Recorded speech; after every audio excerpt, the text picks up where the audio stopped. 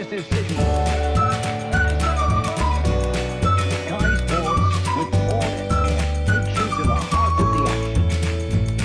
Brian Morton is fully aware that City haven't won at Old Trafford for 20 years, so he's masterminding the Blues revival. But beware, the champions have won their last 4 and are looking unbeatable at home.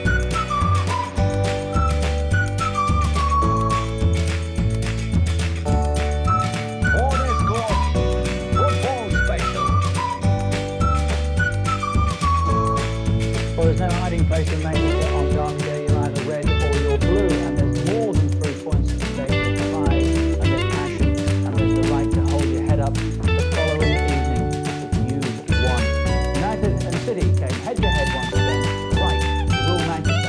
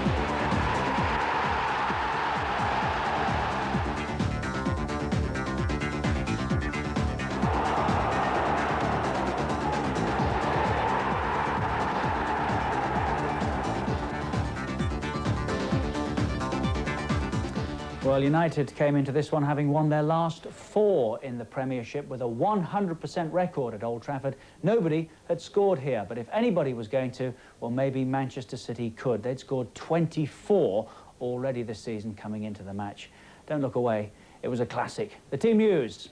Manchester United were delighted to welcome back Schmeichel and Hughes, who couldn't make it at Villa Park. Manchester City lost Andy Hill through illness. Richard Edgehill came in at right fullback. Our match commentators Andy Gray and Martin Tyler. Thanks, Richard. The 2 form horses. Eric Cantona, 5 goals in his last 3 derbies. Niall Quinn for Manchester City, 4 in the last 3 that he's participated in. Keith Cooper from South Wales.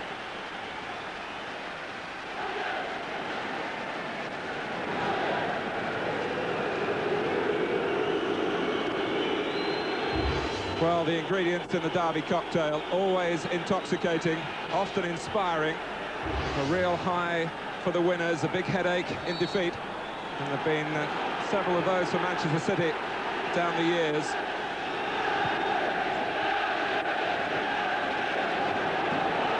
Here's McClare in sharply. Ryan Giggs back on the left-hand side with the return of Hughes. Good control from Cantona. Challenged quickly by Ian Brightwell, a centre-back these days. And straight away, City getting into a wideish position, which rapidly is becoming more central through Peter Vigri. Phelan supporting him. Steve Lomas looking for Quinn, finding Quinn. It's a corner for Manchester City. Inside the first minute, nice turn by Quinn. Well, if the remaining 89 minutes, Mark, are as good as the opening one, we've got some game ahead of us, I tell you.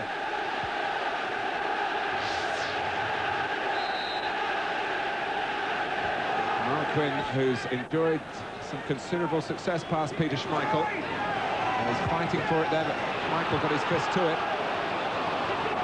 Here's some of it. Vigri's cross. Vince getting to it.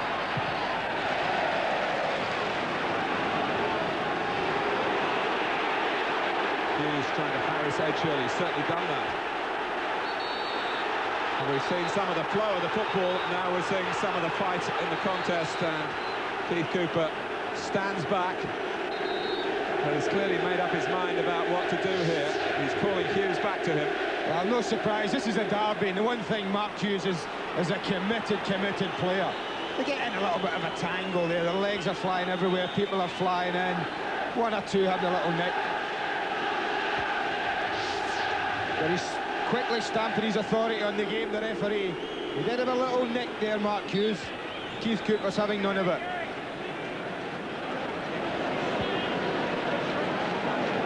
The wild feet of Hughes spotted Cantona. Well, Vonk played it when it was an easy ball for Tracy, a sign of uncertainty there between the centre-back and the on-loan goalkeeper. Well, he was only 5 yards off from Mark as well. It shows you the noise level. It's down there at pitch level. Owen.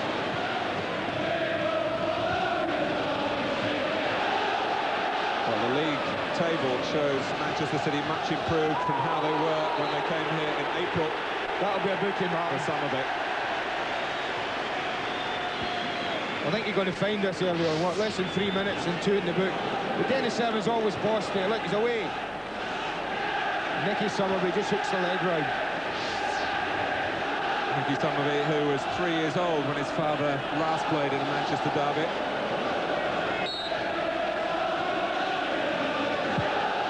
Giggs takes. Here's Roy Keane. Again at right back. Remember, he was voted man of the match at Villa Park on Sunday. Giggs past Edgehill, or tried to get past Edgehill, but the flag was up. That's unlucky, Martin. That was a great ball from Dennis Irwin. And the one thing that I just feel that the wide men of City don't do enough. Look how tight it is. It's very close, but the flag goes up. And that was very close, but they don't get any protection. And I think that Kanchelskis and Giggs, an awful lot in this game, may find themselves in that kind of situation, 1 against 1. Now, the ankle went there, you could see it go. And I'm just hoping that that's not a serious one. But you can see it bend over, Mark. Caught him. A really awkward It is the left ankle that's been troubling Ryan Giggs in recent weeks. That won't have done it any good, Mark, I can assure you.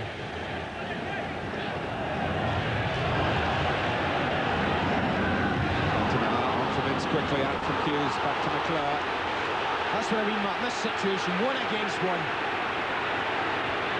Well, Flitcroft trying to give a bit of cover to Phelan, who was able to block from Kanchelskis, but only clear for a United throw as Kanchelskis hairs across to try and keep on this early pressure.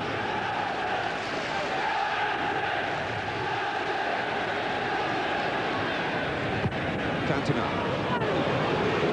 Still off the pitch, but on his feet. Mitchell will hurt him, playing it forward for Walsh. First time we've really seen a very informed forward. And it through for Quinn. I think Flitcroft got a bit too close to the City striker. That's exactly what he did, because it was a promising move. Good combination for the front two. Great run from Walsh initially. Nice ball into Quinn, but Flitcroft too close. That's Beagrie, and well held by Schmeichel. It needed to be held. Giggs is back on. Flick from Cantona. And certainly the game is very much on here. Giggs trying to get the right kind of revenge. Cantona was unmarked. Well, he comes back on, you're wondering about his ankle, whether he's still feeling it. And he produces one of the best crosses he's played in a long time. Absolutely perfect for Cantona. He'll be disappointed, the Frenchman, that he didn't hit the target there. Test the goalkeeper early, test the man who's bound to be a bit nervous in this atmosphere. But he failed to hit the target. For City, perhaps, Andy, wings and prayers tonight. The width of their attack has carved out a constant supply of chances. The tally of goals conceded, though, is high. And it might have City fans looking for some divine inspiration for their defence. Beagrie.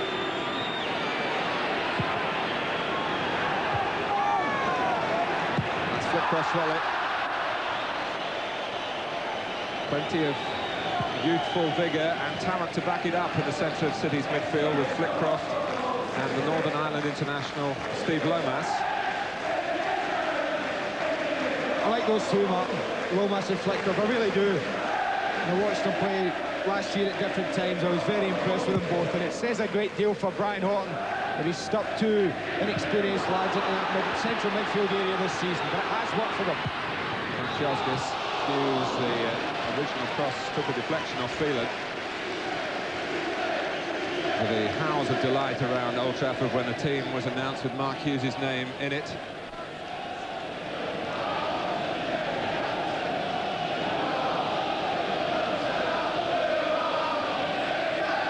Been rather buried in the newspapers recently, but Mark Hughes still trying to sort out a proper extension in his mind to his contract. He sounds as though he wants to be flexible, and his desire to continue at Manchester United is well documented.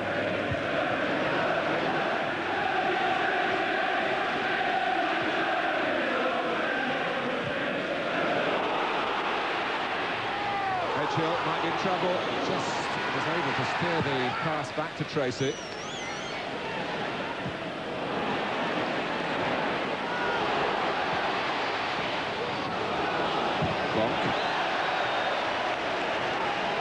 Well, the news continues to come at an amazing pace. Joe Royle has been appointed as Everton manager. There seemed to be a hiccup earlier this evening. Joe Royle succeeds Mike Walker at Goodison Park.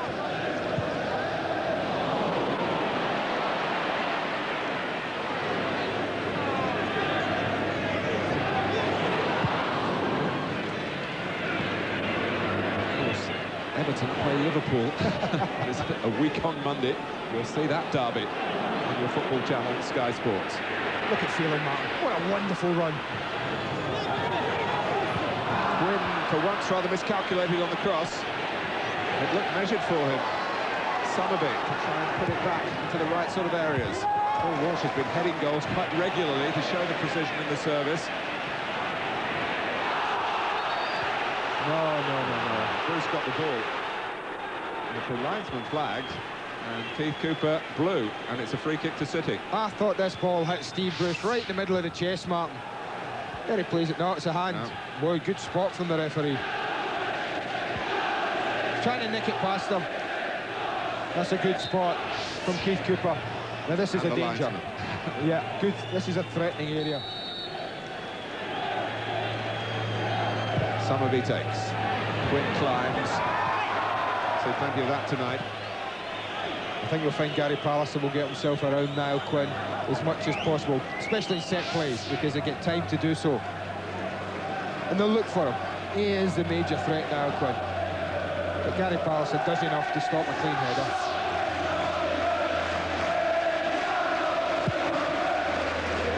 Well, 20 years, a very long time without a win here for Manchester City, but a more damning statistic for the Blues. Just one win for City in the last 18 league derbies, home and away.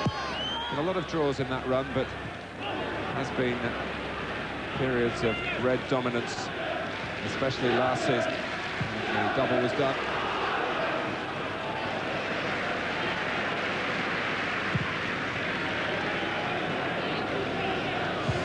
Thrilling victory at Main Road. Manchester City were 2-0 up. Two from Cantona, Roy Keane on his derby debut. The 3 points for Manchester United. It's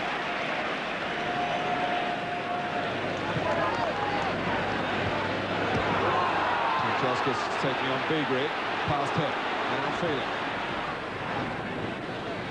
McClair, it's moving up alongside him.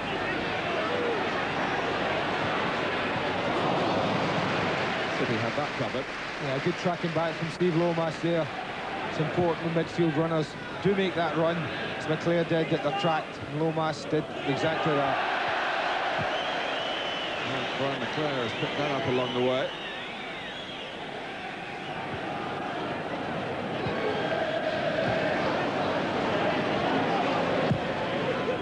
Walsh.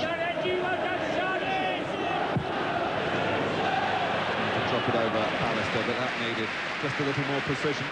Pallister, with quick feet, got back to intercept. It's a good idea, man. I like that ball. In the centre forward, the striker pulls in between the opposite centre-back and full-back. If you can deliver that, it really does give you an opportunity. He's only fractionally off with the pass as well, Paul Walsh.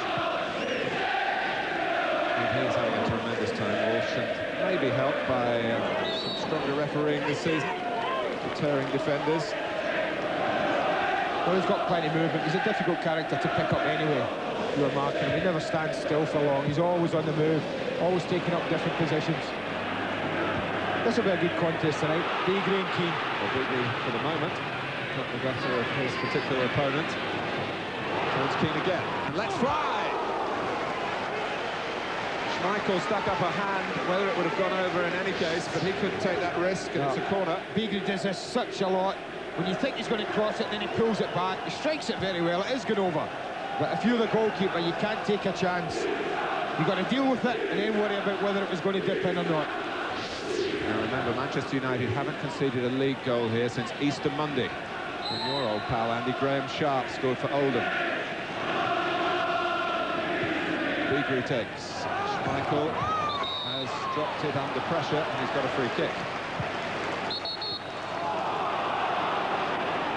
It's always a gamble, I think, when a goalkeeper comes out there. There's such a lot of bodies between him and the ball. And look at that. Niall Quinn's a big lad. Well, he's given the free kick against Paul Walsh, but I didn't see Quinn do an awful lot wrong.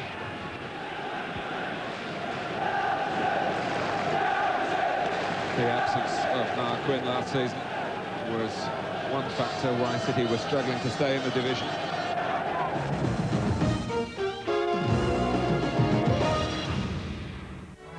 Players dream of playing at the home of football. In Buenos Aires, it's not the River Plate. In Rio, it's not the Maracanã. And in Milan, it's not the San Siro. The road to Wembley begins. Kettering Town versus Plymouth Argyle, Preston North End versus Blackpool. Ford Escort Cup special this weekend, exclusively live on Sky Sports. What's the verdict, then? The hip's coming along nicely. I'm not sure if all that standing about in rivers is going to be such a good idea, huh? You sound like my daughter. Ever thought about taking up golf? Why not?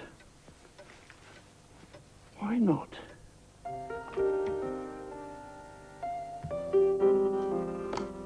Here you are, Dad. Good morning. I see you give lessons. Good. Excellent. I am rather old. Right. Let's see what sort of swing you've got. Something like this. Only joking.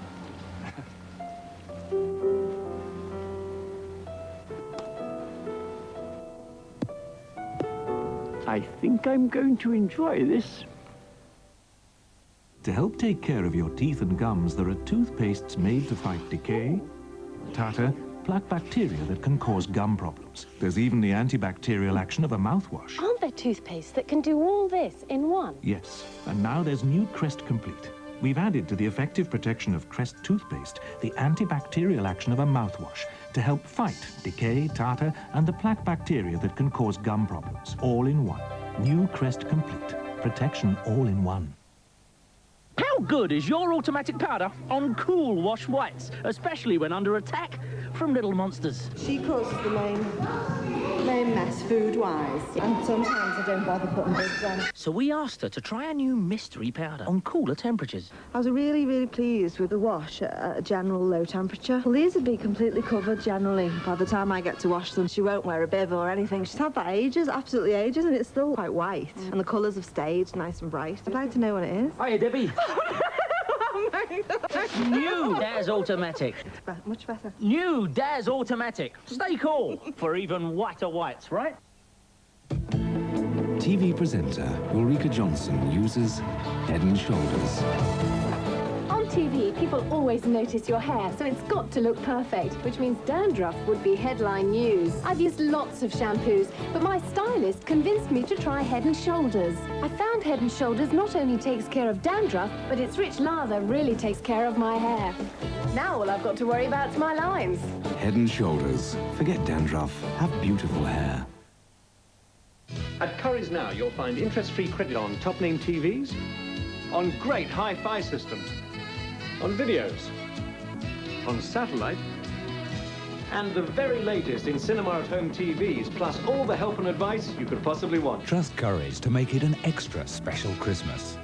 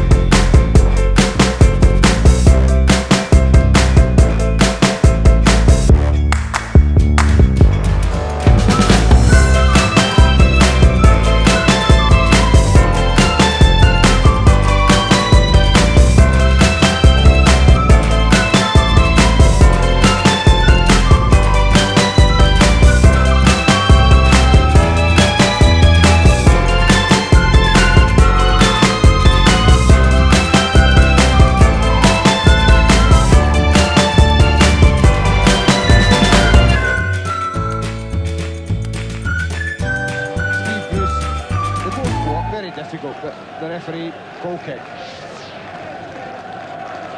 Peter Beagrie, who was signed with 10 minutes remaining before the transfer deadline dropped back in March. From Everton, of course.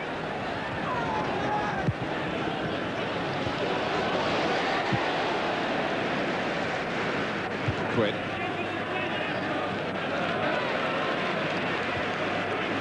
Now Hughes. Cantona in front of Vonk. The Dutchman then took over. Well, Quinn turned beyond Bruce, but there was too much on the pass and Schmeichel was able to come out and deal with it. Steve Bruce certainly knows what he's going to get from Niall Quinn. The joker in the pack perhaps is Walsh. Playing so well that there's been talk in these parts of perhaps an England recall. It's more than 10 years since Walsh won his last cap. A career at international level that seemed to be finished at the age of 22.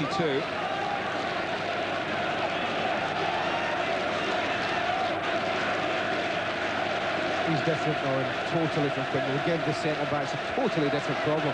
A problem they don't like. Centre-backs would rather mark people that now Quinn Martin, who maybe haven't got as much movement than Paul Walsh, who's going to be nippy and making little darting runs around about them. Well, here's King, trying to dart forward for United. Cantona through the centre, to the feet of Hughes.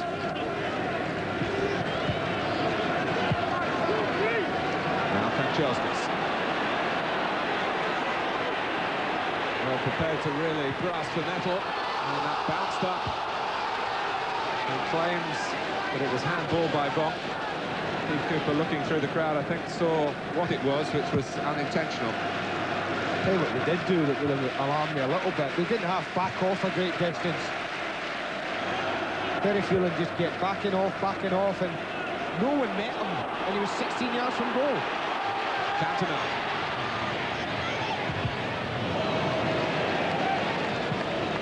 Bounced away off Brightwell.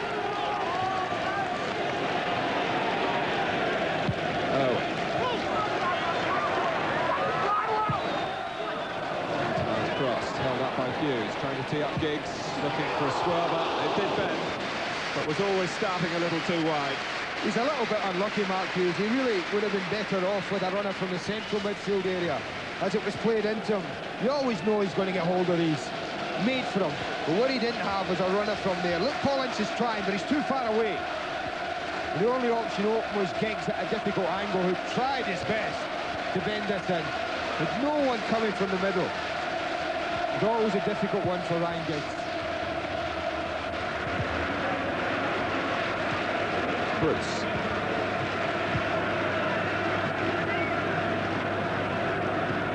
Alistair took a chance then, had to make up for his own mistake. Cantona, the moment he received the ball, was the furthest forward for Manchester United. Even backpedaling. Derby rivalry here that's lasted 100 years now. The first league clash in November 1894. United won that 5-2.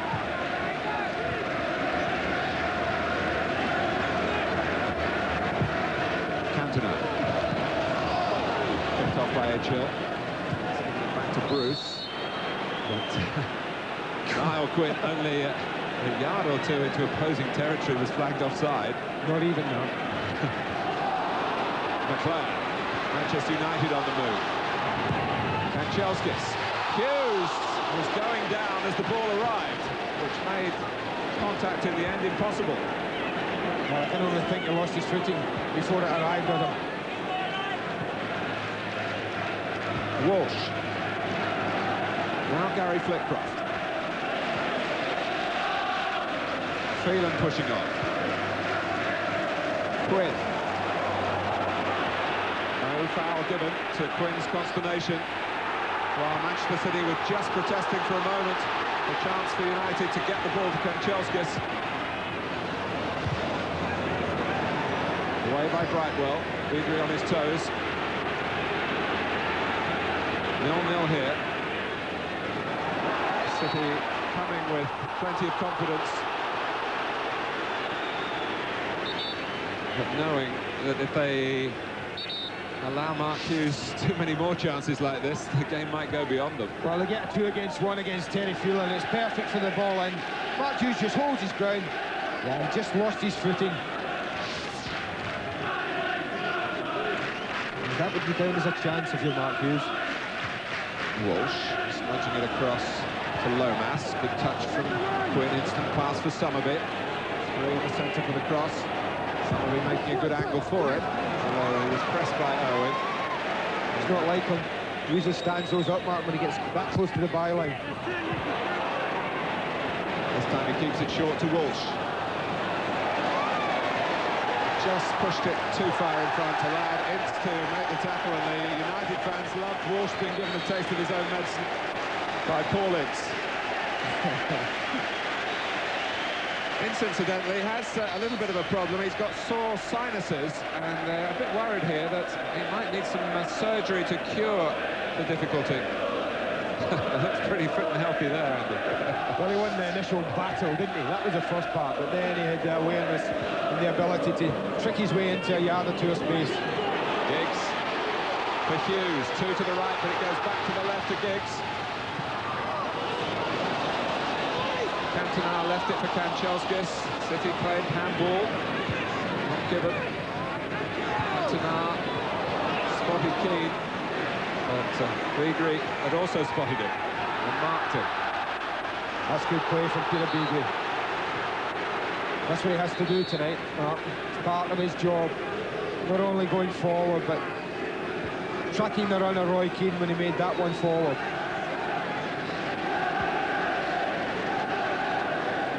Well, if you remember, Andy, back in April, the match here, City made a reasonable start then, but very much finished second in the contest, so they won't be taking anything for granted here at this early stage, especially with Cantona around. Cantona scores! Oh, that's a magnificent goal, Martin. A really magnificent goal. It's a magnificent pull from Cantona, but having done that, the ball still has to be delivered. Now watch the way he pulls behind Brightwell. He loses him, but look at the way Kanchelskis delivers it. It wasn't an easy take. almost behind him, but the skillful way he drags it, almost back heels it there, into his path, and that's a great finish. That is a superb goal. Well, 100 years of these derbies in league football, and I would venture to say there haven't been many goals of that quality, and there have been some very good ones in that time. And here we have the Russian international and the Frenchman combining absolutely superbly, and Manchester United have struck again at City's expense, and Cantona, who scored twice in these derbies last year, 2 goals in the 2 games each time, 4 in total, has got a crucial one here. But Kanchelskis has been such a major force this season, and he and Cantona are now the joint leading scorers again, with 7 apiece for United in all competitions this season. Summerbeck. Hung up by Lomas. Quinn is there. He was trying to head it back across the face of goal, with others coming in from midfield, notably Gary Flitcroft. That's what he's looking for, there's no doubt. It's not one of the best headers. He's spinning a lot the ball, and I think he was trying to cushion a header down for Flitcroft. Didn't really make an awfully good job of it.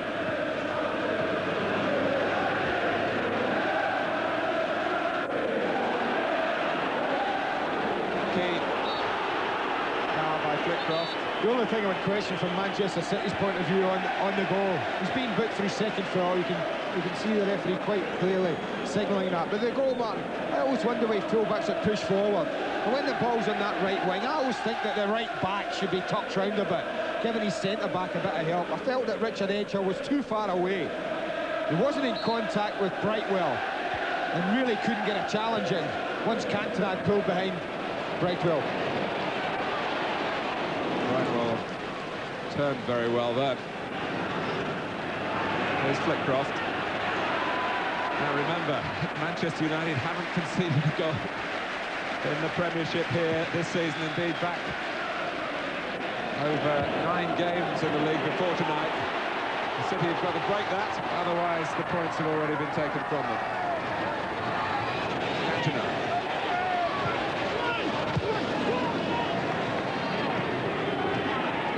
Flitcroft. Walsh trying to get away, but Pallister was able to turn safely as the ball broke in behind him. The second caution for Manchester City. Cantona.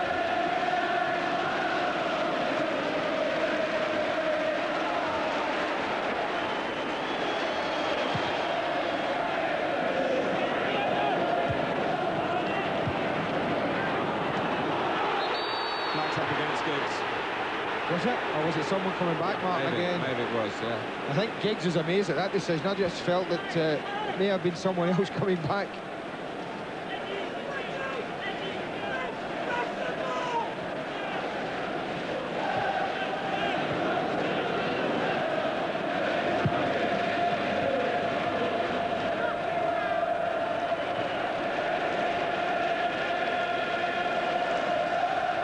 Well, it's worth having another look at, Martin. First of all for this, now look at the way it's behind him, but look at the way he cushions that on the outside of his right foot. There aren't many players that could do that and keep control of it. And then from there, to have the composure to drill it past the goalkeeper. Look at those delighted faces. That's 6 goals for him in Manchester derbies now, and the top United scorer of all time, so Bobby Charlton, is here tonight. He got 9, so Cantona getting within range. What a strike. Well, he seemed to have his shooting boots on at Villa Park. And that was more of the same. Nothing wrong with this. There's plenty power and venom in this shot. All he wanted it to do was just bend a little. Lovely strike. Lovely strike.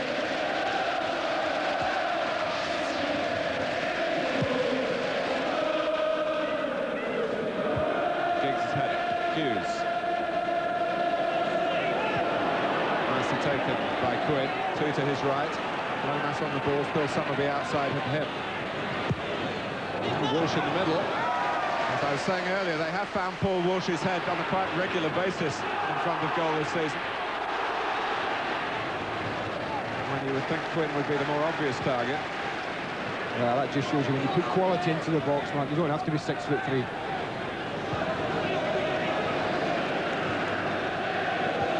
Peter Schmeichel, for instance, decided for some reason not to come and collect that, and Paul Walsh was free again.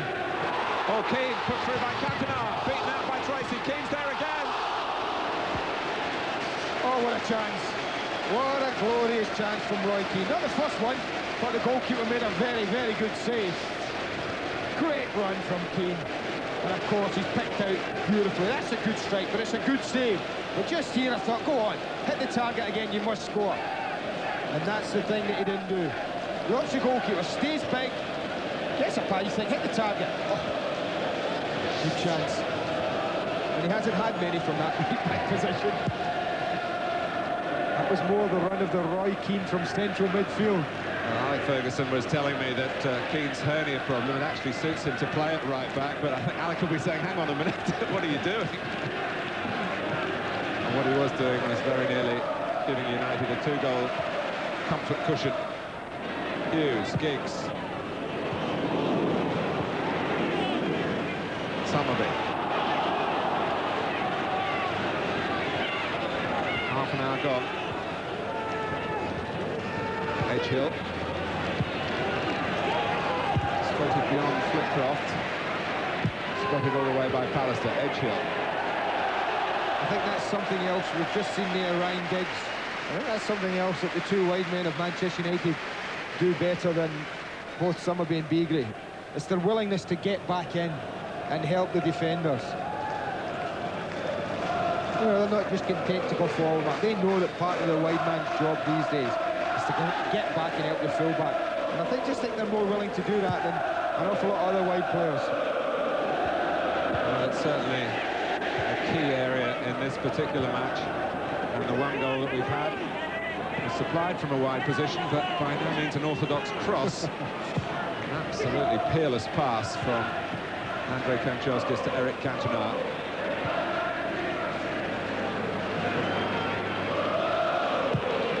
Keane, Cantona, who really is reveling in this. The strut is in the step. Well, you don't get that amount of time. You don't get that amount of time. He's unlucky, Mark Hughes. Richard Edgehill should know better. But you don't get time to take 1, 2, 3 touches. Have a look round. Certainly not in a white-hot Manchester derby.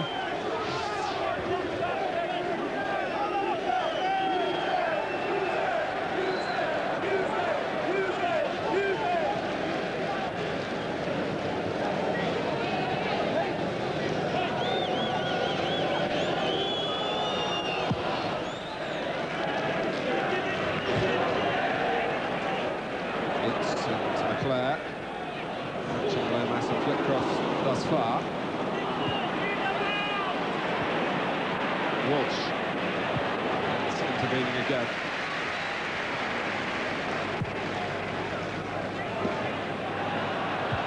Phelan and Irwin might be just comparing each other's performances tonight. Rivals for the left-back slot for the Republic of Ireland. Phelan hasn't played since the World Cup itself. He's got energy to burn, Terry Phelan. Dennis Irwin is Mr. Dependable. Giggs deliberately letting it run for Hughes.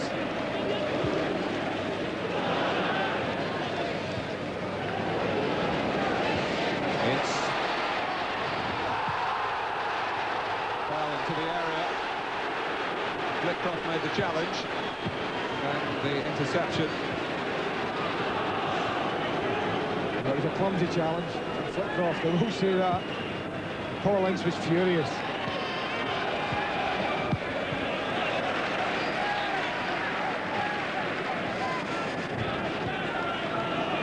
very last thing that Manchester City can afford here is to give away a second goal, and it might be helped in their quest for an equaliser by some United defending that lacked attention to detail. But quick look at what happened on the edge of the penalty area here. And again, it's another lovely run and set up. And Paul Ince is through, and he just nicks it past there. I don't think it's a penalty, having seen it again, Mark. It was a clumsy challenge, but he didn't stick a foot out and pull Paul Ince down at all. Beagrie. Oh, Lomas. Schmeichel's come. Lomas has got the ball past him, but with not sufficient power. Steve Bruce filled in behind the goalkeeper. And suddenly Kanchelskis is away. Cantona, Brightwell the defender. And he was holding him. And even Terry Phelan, as an opponent, says, come on, calm down here. Ian Brightwell certainly stood his corner. Yeah, they're running there. I think you see here Eric Cantona. There it is. The left arm comes round and he grabs Ian Brightwell.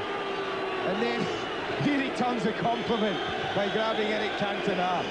And I think the first offence committed by the Frenchman. But this is a Lomas run. Now watch this. It's a good run. And Parson doesn't quite get there. And unfortunately for Steve Lomas, there's not enough on the ball to take it past Steve Bruce's. Quinn, Walsh, Beagrie, giving it beyond Bruce. Hughes comes to receive. Ince available, and Cantona and Ince available again. Giggs setting off down the left.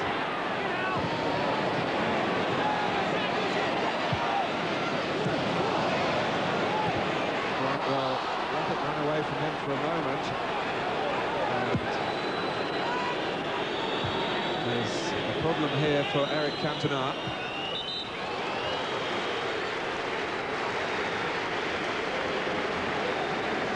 Brightwell thought he'd got it, and it was just running away from him enough to entice Cantona in, and whether he was totally concentrating on going for the middle of the ball would be debatable. Yeah, you see, he just loses control, and they both go. I think they both get their eye on each other, Martin, there. And I think the truth of the matter is Eric came off second best.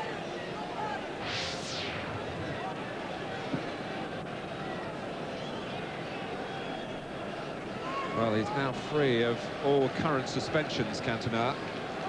The last thing Alec Ferguson would want would be him to fire off again. Or lose him through injury. Well, that's true. Lose him for any reason. Well, it's the FA Cup first round for you on Sky Sports. The FA Cup sponsored by Littlewoods Pools this season. Kettering against Plymouth live on Sunday. That's an intriguing tie. And if you're a historian of the FA Cup, how about Preston against Blackpool? That's for you on Monday night. And that's only the start of next week's offerings in terms of live matches on Sky Sports.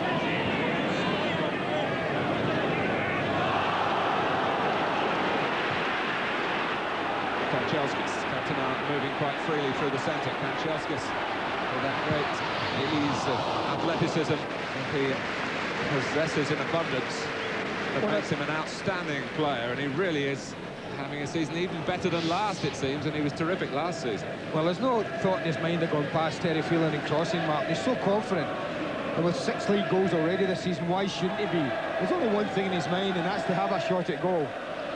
Two of his teammates questioned that decision, but they weren't questioning him when he got the winner at Villa Park on Sunday.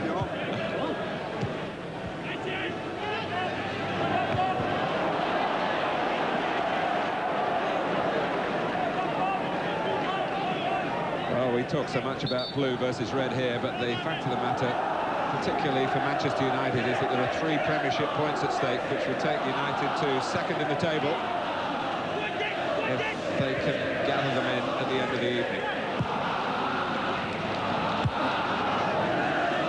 City starting the ninth in the table. It's a testimony to the hard work Brian Horton's put in. Just thinking about Manchester United, Mark, it would be a testimony to a magnificent 4-game period for them, and they've they'll have beaten, assuming that they won tonight, they'll have beaten their nearest rivals in a local derby, Newcastle, Blackburn Rovers and Aston Villa away. I mean, those were 4 really big games.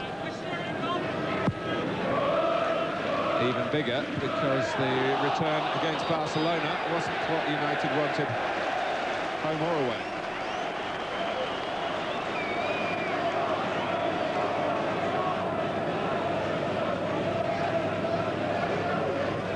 An awful lot of play in that middle third, which would be, you'd accept in a derby, but very even, attacking-wise from both sides.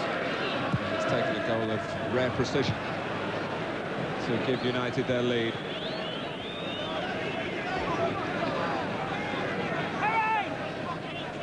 And inevitably, Cantona involved. Of course, it was, 23 months ago that we first saw him in United's colours. That was against City when he came on as a second-half substitute in this fixture at that particular time.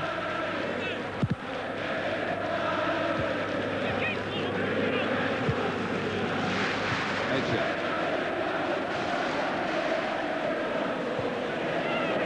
Sullivan. Lomas has gone to the right this time, but it's too obvious for Walsh. A player like Pallister around to spot the danger. Dix.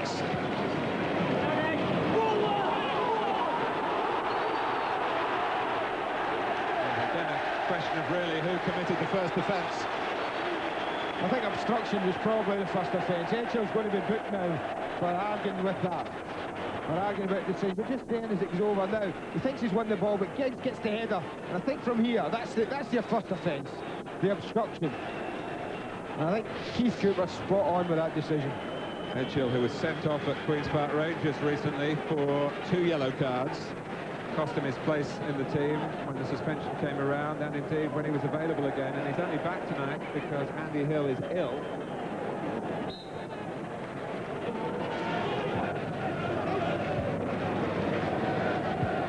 Irwin.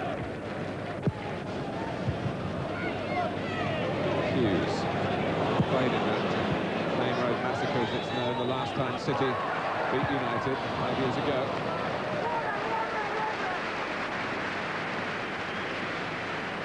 But the majority of these Manchester City players, the vast majority, have never been in a winning side against the old enemy. The one exception is Ian Brightwell, who did play in that 5-1 amazing game. Brightwell was a midfield man then. We'll find him in the centre of defence tonight.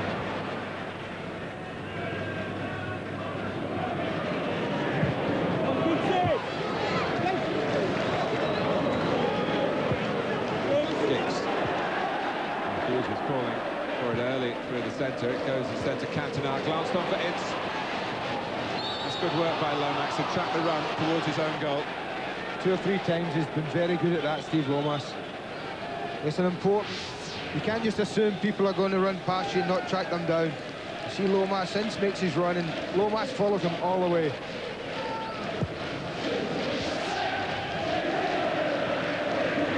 Glanced on by Kuit.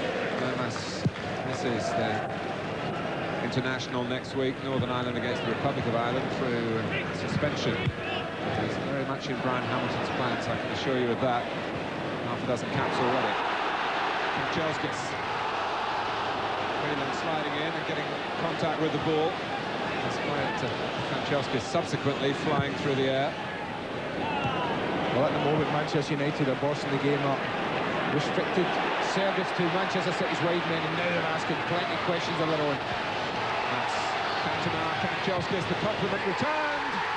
2-0.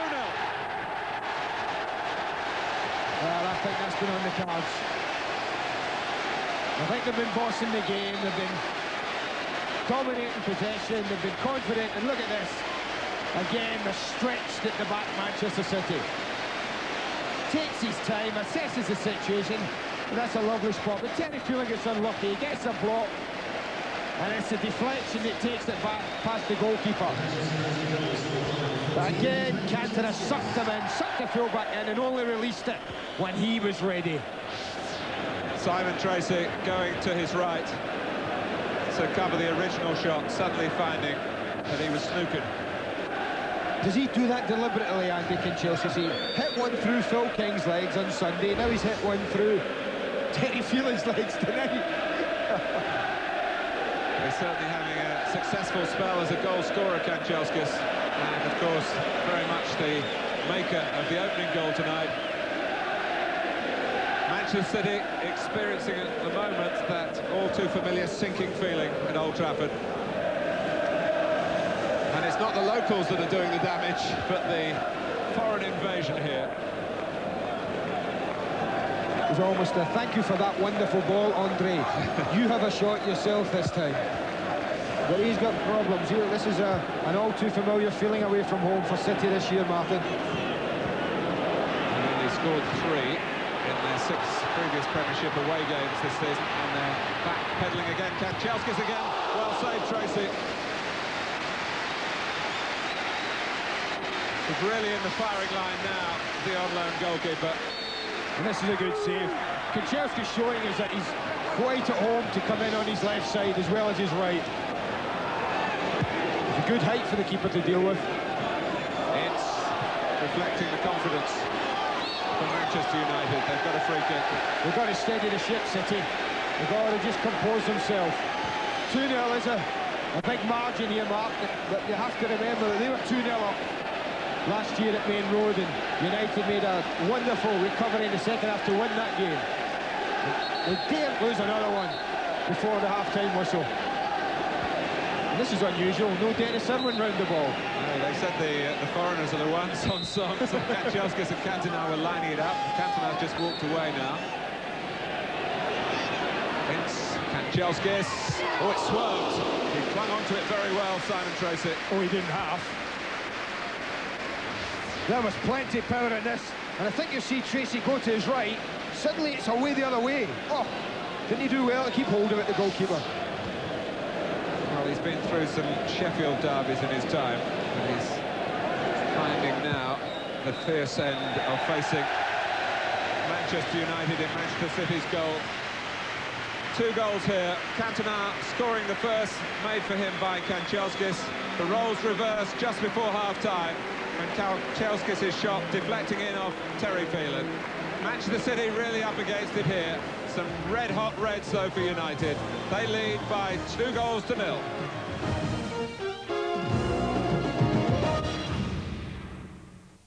Shaving can burn, but the alcohol in an ordinary aftershave won't put out the fire. New Old Spice Cooling Sensation contains less alcohol and a unique blend of cooling sensates that refresh and cool your face, so you don't feel the alcohol burn. You feel its cooling freshness the moment you apply it. New Old Spice Cooling Sensation turns the heat of shaving into pure freshness. What should we get Michael? A Timex Indiglo Ironman watch. Pardon? A 16-hour stopwatch and water resistant to 100 meters. And Lisa? A 35mm Minolta camera. Automatic focus, automatic flash, fully automatic. So, it's automatic? Yes, but you do have to be there. And what about Dad? A Philips shaver with sideburn and moustache trimmer. And how about Mum? The same. Very clever. You just have to know where to look. Oh dear. For a whole catalogue of answers, Argos takes care of it. I'll do that, love. You? Get on your knees and scrub. You feeling all right? Leave it to me, Pet. If you want to pick up a few easy brownie points, pick up new Flash XL. It's the business. It glides through even the toughest grime, so you don't have to get down and scrub. Pete! Darling, you've done all that scrubbing. Yeah. Ooh. Oh, your poor back. Let me rub it for you. New Flash XL does the hard work, so you don't have to. Shaquille O'Neal, a.k.a. Jack, enforcer of justice. Right foot, left foot, register for weapons. This is your target. Introducing Shaq Fu Kung Fu Shaq Style for Sega Mega Drive and Super NES. 3 minutes. Chocolate before the performance? No, Maltesers. They're lighter than ordinary chocolates. Are you sure? Maltesers are made of millions of crisp, tiny bubbles, captured in delicious chocolate, so they don't fill you up. The theatre's full. But I am not. Maltesers, the lighter way to enjoy chocolate. Contrary to popular belief, fast food originated in Denmark.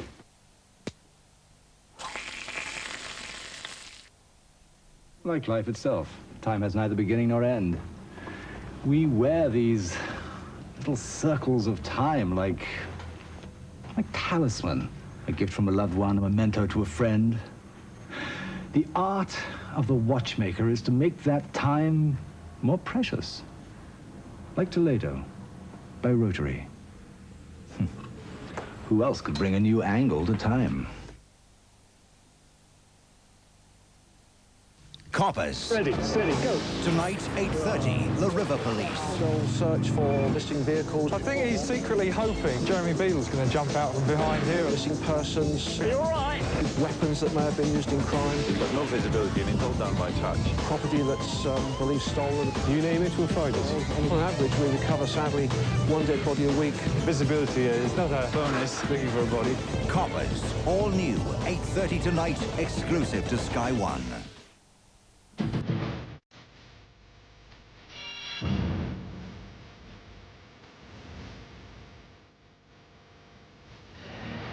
We've had 2 1/3 seasons in the FA Carling Premiership. Manchester United's win at Aston Villa, their 60th over that time in the new league.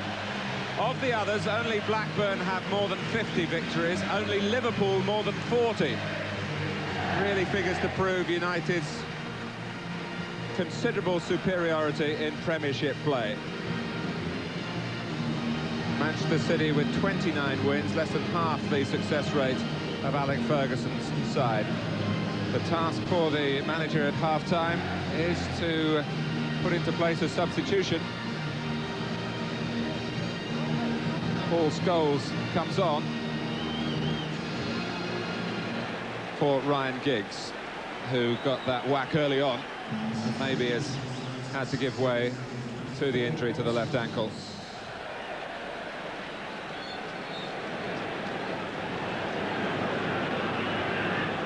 Manchester United's powerful play, forcing the issue so far here, Andy.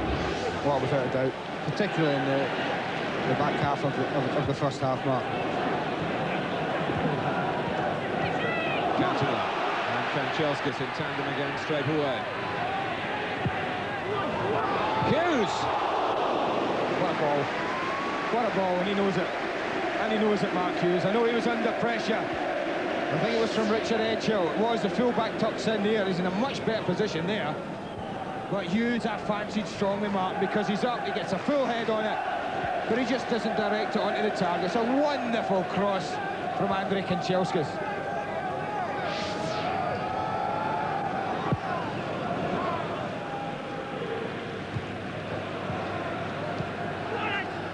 Cantona.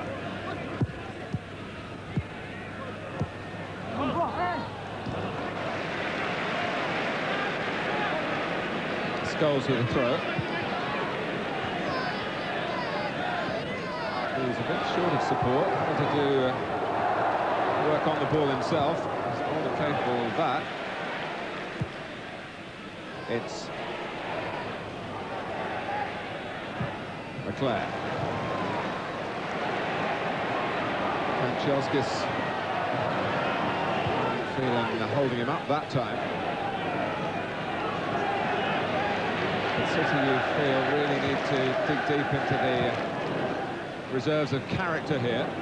But let's get some half-time news from Nick Collins. Nick. Had a quick word with Brian Horton at half-time, Martin, and he reckons that Manchester City have given the ball away too often. They've not passed well enough, and in short, they've made it too easy for Manchester United. And just to confirm that Ryan Giggs did go off because of that ankle injury. Thanks, Nick. Well, United would like to feel that they've forced those errors. There's Cantona's flick. Kanchelskis is away again. And he gets the third. Unlucky Tracy. The ball came back off the goalkeeper. And Andre Kanchelskis. Well, Manchester United are the club that spread their gospel all around the world, whereas City are pretty much the local side here. And it's the players from around the world that are dominating this derby. And it's Cantona and Kanchelskis in tandem again. The long ball to Cantona. He showed great composure. He wasn't hurried. He was under pressure from both sides, but he took a chance. He got half a yard on Terry Phelan, and that's all someone needs. But look, he's battling there. He's battling with Vonk. He keeps his composure. He gets a bit of luck off the goalkeeper. But I think a run like that, Martin, a drive like that deserves a little bit of luck. And that's a simple task. His season just gets better and better. Terry Phelan, his immediate opponent, is renowned for his sprinting speed, and he's just been left in Kanchelskis' wake time and time again. And Schmeichel is, well, Alec Ferguson won't like that. The crowd loved it though. Schmeichel flicking it up to volley away. That's a killer blow. Isn't it incredible? Very much like the way they did against Aston Villa, Martin. Just before half-time and just after half-time. 2 killer blows at Villa Park. And what do they come up with tonight? Exactly the same. Just before and just after half-time, City go from 1 down to 3 down. And a mountain to climb. Keane.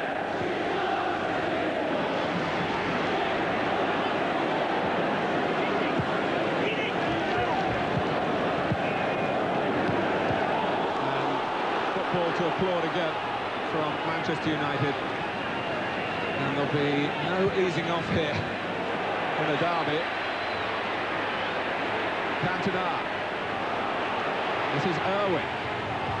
Bridewell gets his head to it. Vonk under pressure. That's all hands to the pump at the moment for Manchester City. Well, the conundrum at the outset was whether City could get the ball to the attacking strengths in their side without leaving themselves open at the back. Terry Phelan's in trouble, Martin, for the tackle on Kanchelskis a little earlier. The referee's calling him over. He looks surprised, but I'm not. A lovely piece of play right below you and I. One-touch football. He caught Kanchelskis quite badly, Terry Phelan. And for that, Keith Cooper, good referee, and he let the play go on. He waited till there was a natural stoppage. And a good-humoured booking, shall we say. It's the 4th for City to add to the 3 goals they've conceded. And it's turning into an Old Trafford thumping here for Brian Horton's men. Cantona is leading them a merry dance, and if he didn't get the decision then, I'm sure he'll come bouncing back.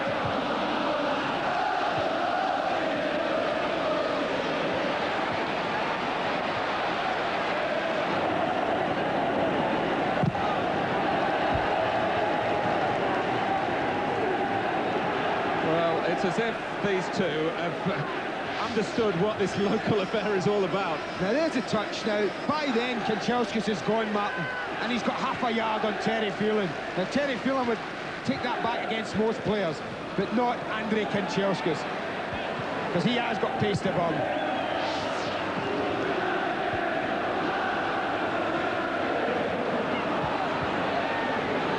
Walsh. Bruce was coming across and applied some pressure. Here goes Kanchelskis again, trying to take the shot early. Tracy, in truth, was well positioned. He's unlike, he was wanting an assist there, Peter Schmeichel. He normally bombs throws, but he spotted Kanchelskis so quickly there.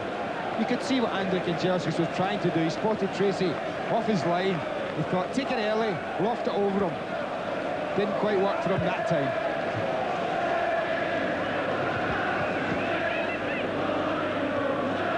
Some of it.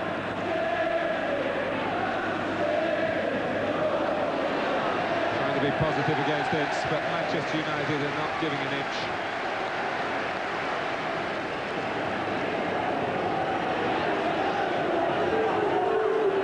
Paul Ince, one of 4 players in tonight's side who were on the wrong end of that main road mauling back in 1989. the same type of revenge here. Although they will point out United have been very successful against City since then. And the balance of power on the evidence of the first 52 minutes is very much with Alec Ferguson's men.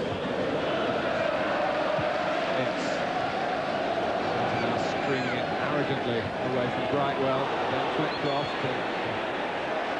Oh, he's got the stutter on Eric now, isn't he? He's enjoying this, Martin. He's enticing tackles. He wants people to come and tackle him. I think he thinks the game's over. Now I'm going to put on a show. Quinn.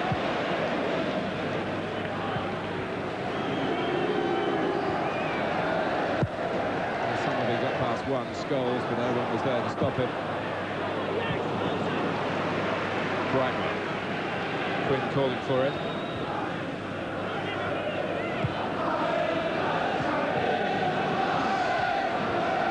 They've been averaging 3 goals a game over the last 7, Manchester City. That's what they need here.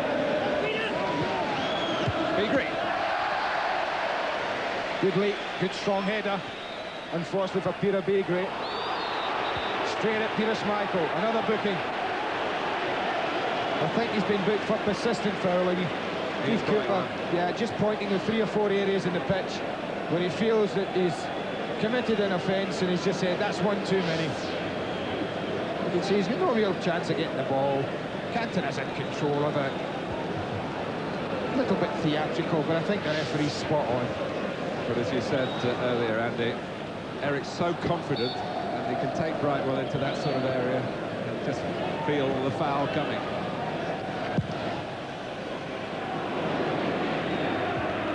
So adding to the sorry statistics for City here.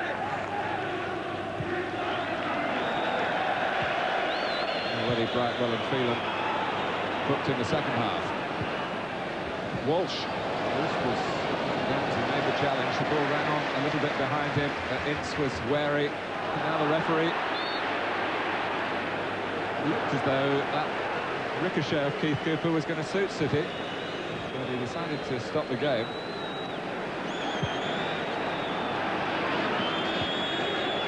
Cantona. And Kjauskas takes over. Leclerc is there. Not quite deep enough to find the forehead of Eric Cantona. Rachel able to turn it behind for the corner. That's been the major difference as well. Since the opening 15 minutes, Martin, the threat. You always feel that Manchester United are going to create something, a chance, and they're going to take it. It hasn't looked so likely for Manchester City since the opening 20 minutes.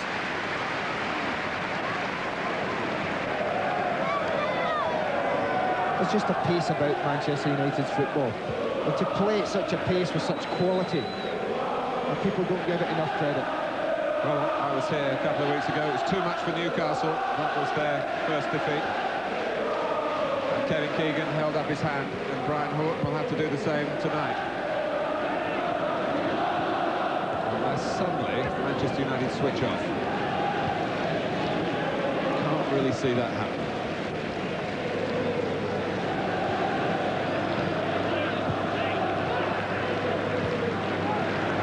The ball around with only token challenges really in that area. Cantona down by Vogt. Vogt on the stretch. Quinn, oh, that's caught Pallister in the face. He's a genuine fellow now, Quinn. He'll come across and apologise for that. Yeah, I think that's the certainty. It bounces a little bit high and he can't quite get it down. He's looking at the ball, he makes an honest challenge and catches Gary Pallister flush in the face.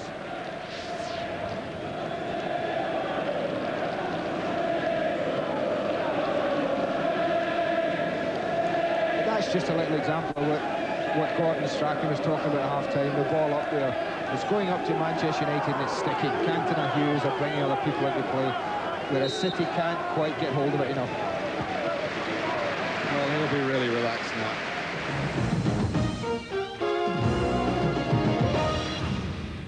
it just gets better and better for England, doesn't it? It certainly does. And if you watch Sky Sports on Tuesday and Wednesday, you'll see why. Because the England under-21 team, full of Premiership stunners, take on the Republic of Ireland in the under-21 European Championship. And Terry Venable's senior team, still unbeaten and turning on the style, are looking to extend their impressive run against World Cup stars Nigeria. Ford Escort International Football brings you both matches live, Tuesday and Wednesday on Sky Sports. Set play skill! Great control! Dynamite drive! FIFA 95 for Sega Mega Drive. EA Sports. It's in the game. Cut 1 pack of cream coconut into pieces. Then pour on hot water and leave to dissolve. Meanwhile, deseed 2 green chilies and put in a blender. Now add a few cloves of garlic, some ground ginger, 3 tablespoons of Sainsbury's light soy sauce, and the zest and juice of a lime. Pour in the dissolved coconut with a little caster sugar and some coriander. Mix well. Now score the skinless sides of 4 chicken breasts, place in a dish and pour over the coconut marinade. Cover and chill in the fridge for at least 30 minutes. When ready, spread half the marinade on the chicken and grill for about 12 minutes. Meanwhile, gently heat the remaining marinade and serve as a sauce with Sainsbury's Thai fragrant rice. Delicious. Sainsbury's, everyone's favorite ingredient. Someone has 1,000 ideas for Christmas.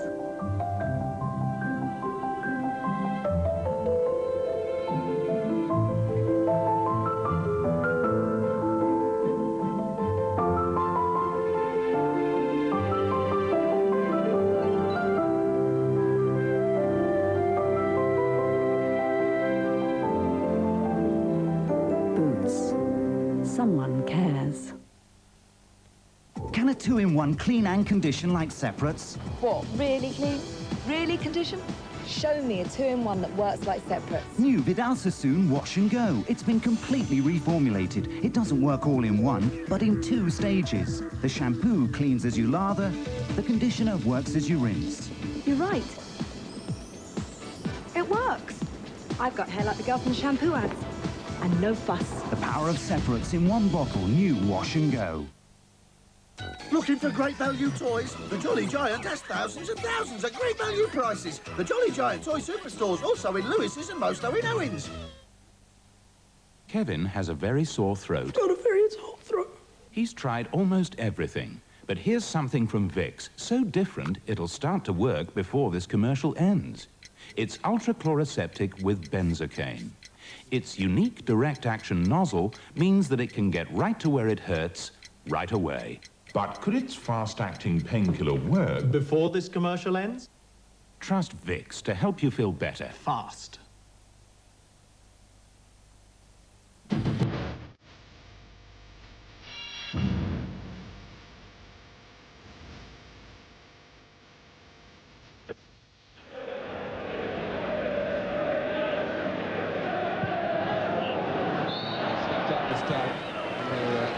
Roy Keane was prepared to drop back in just in case the linesman didn't see it United's way, and they won out on both counts.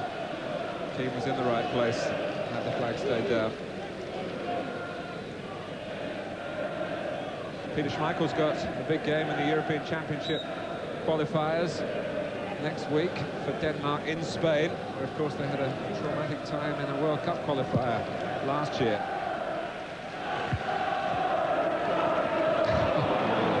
Flicks and touches will come out now. Walsh losing out to Ince. It breaks for Cantona. Hughes bearing forward. Michel Vonk just got the touch that was necessary for City. Mitchell was quick in his work as well.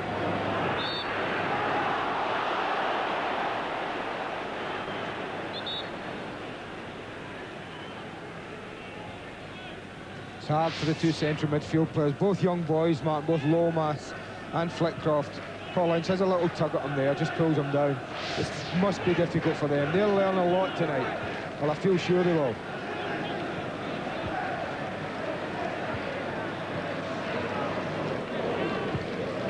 Manchester City aren't alone in fact that there's a considerable margin between them and Manchester United. It's just much harder for them to live with it. Flitcroft.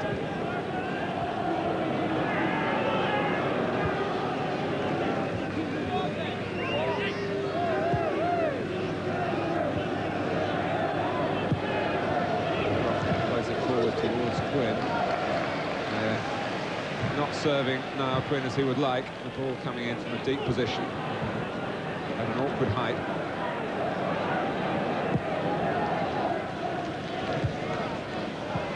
Yeah, Niall Quinn would rather be getting crosses from just about where the ball went out of play there. Then he would feel he really could do some damage, but balls coming from deep and at an angle really will suit the defenders coming to meet them.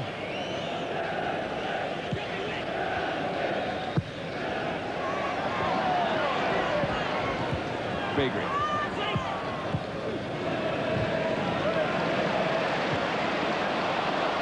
Now United trying to get into their stride once more with Scholes. They managed to pick out Phelan between McClair and Cantona. But look how quickly they win it back, Martin. Great example. They give the ball away, but within seconds they've won it back again. Here's Hughes. He's on his feet quickly, and it's 4-0. Ah, that's wonderful. That is absolutely wonderful. Lost the ball. You thought they were going to be defending. They won it back. And Roy Keane's appreciation here, Martin, to deliver an early ball in behind them. With Hughes attacking it. Fogg does the job there, but look how quickly he is to his feet. And when Tracy goes to ground, well, that was the invitation that Mark Hughes needed to quite coolly lift the ball over the goalkeeper and into the far corner. Look at this, has a look, down he goes, up it goes, it's 4. So Hughes gets in on the act. And the trauma gets worse for Manchester City.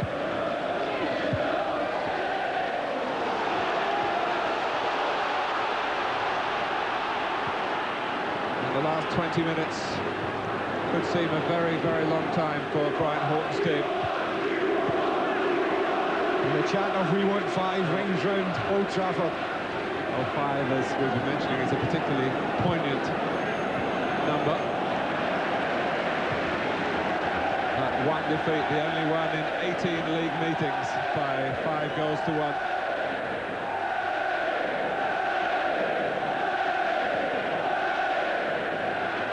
Well, it's a masterclass now amidst the Manchester derby.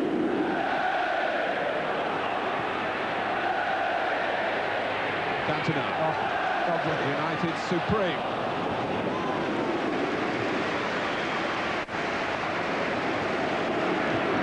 The pace of the game has been quite magnificent. The 4-0 up, Martin, but any time a player gets the ball, Walshy may have thought, I'll get a bit of time on that as it's thrown up to me.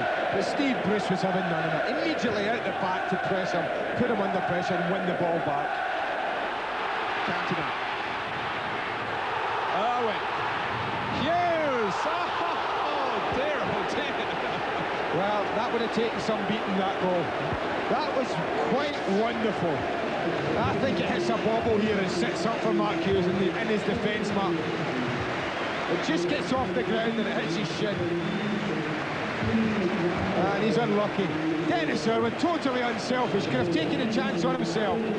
He does it sit up, just as he goes to hit it, there it is, off the shin. What a glorious move it was. It really was. Top draw stuff.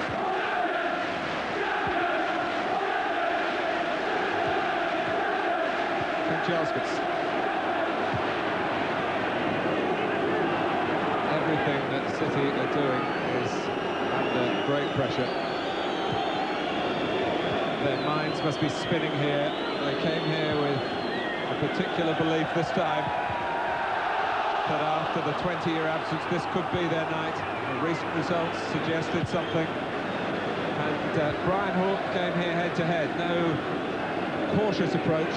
He put out his side against Alec Ferguson's side.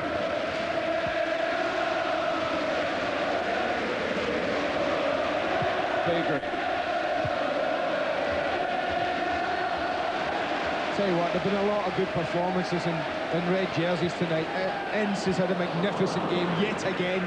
Every time I watch him, I seem to be just so ecstatic about the way he's playing. He just goes from strength to strength. Cantona has been magnificent. Kanchelskis has been magnificent. They've probably been the stars in what's been a very, very, very good team performance. Walsh. Well, for 20 minutes or so, City kept them in check, offered one or two moments of their own. But the first moment of absolute quality with the way Kanchelskis and Cantona combined. Goal right from the top draw.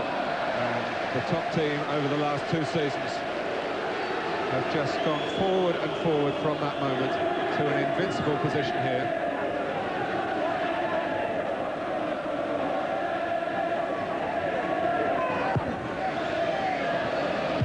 And it's Keane. First through to get. Player in the red shirt. There's a certain amount of shock in the City ranks, you sense. A number of their players very short of derby experience. Well, they'll know all about it after tonight.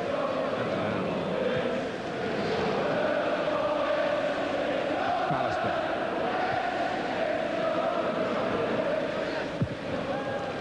And let's not forget, it brings Manchester United that much closer to Newcastle United. Just a couple of points behind now.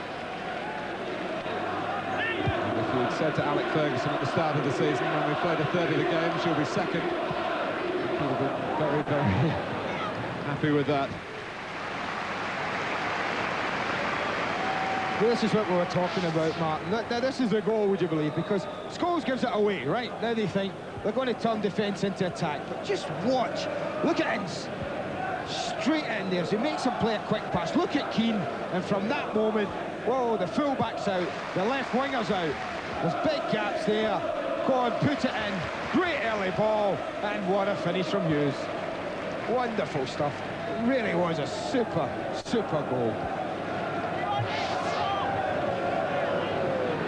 There's a little answer to anyone who thinks that good players don't work hard, Mark, when they haven't got the ball. Well, I think Mark Hughes' cause, if it needed any evidence, got it in his absence at Villa Park. There was no real shape to the attacking play.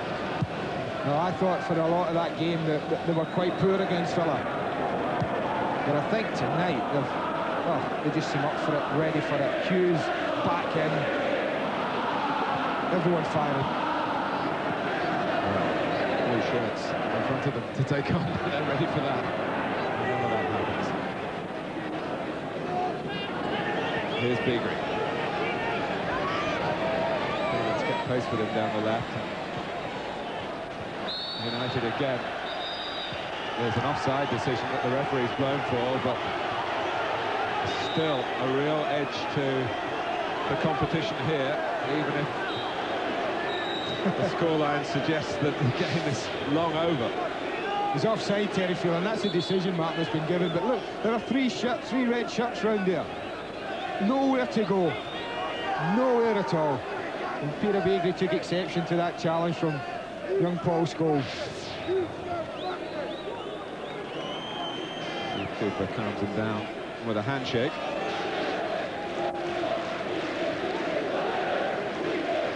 Played a major part tonight. Difficult to start with when he had to assert his authority with the early use of the card with Hughes and Somerby.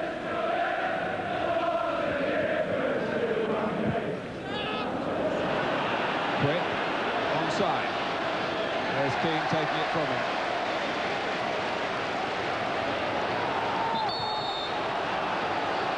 There's a corner. Well, Roy Keane is supposed to be considerably less than 100% fit. He certainly doesn't betray that.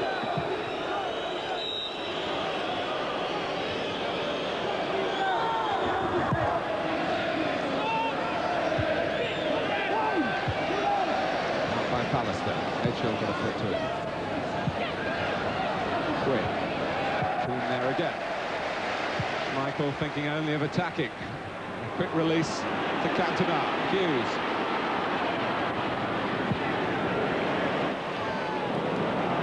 Hughes holds up his hand in apology.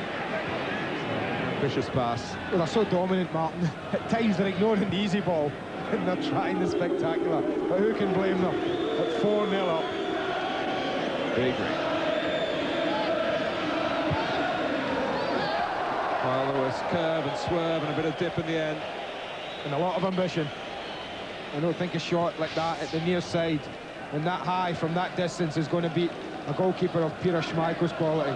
He's over that side. He's got everything covered.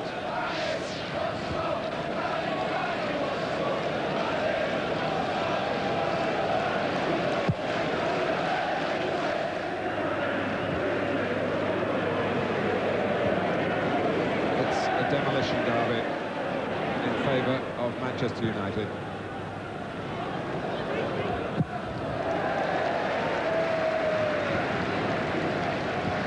Well, so often in the past these have been tight affairs.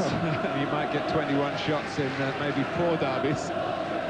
Still 10 minutes or so left in this one. That's Manchester United's tally tonight, 4 of which have been successful.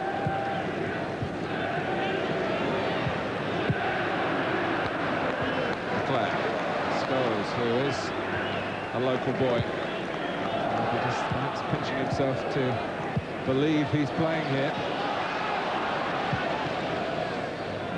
The current crop of Fergie's fledglings. Well, nothing wrong with that confidence. Well, they were the dream team as the youth team, Scholes and company. As we've seen this season, first team opportunities coming on a regular basis for a good number of them.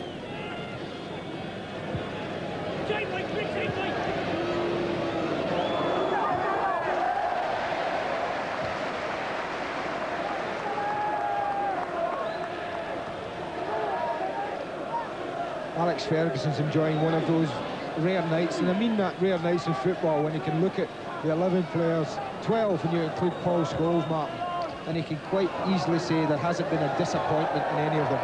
And that doesn't often happen in football matches. You don't often get every one of your players playing well on the same night. And I think Fergus enjoyed that tonight. And if you had to pick one night for it to happen, this was the night.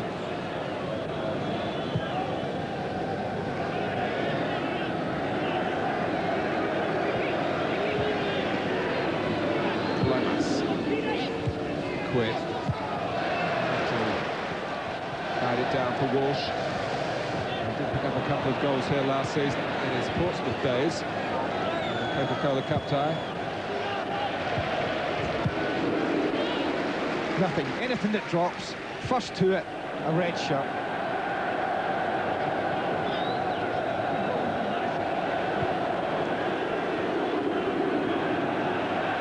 Scholes.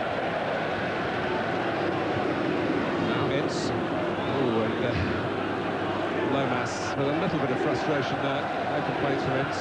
Lomas was late. United have kept the ball, they've kept the mood.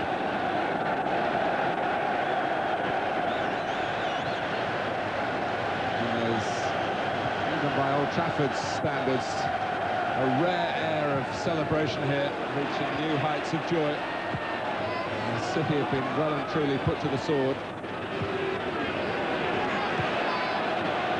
Scholes trying to help inflict some more pain.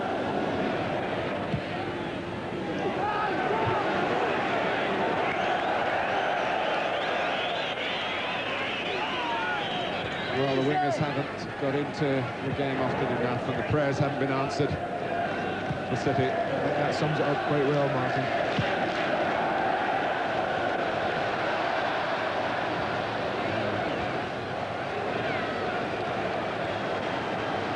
Pallister.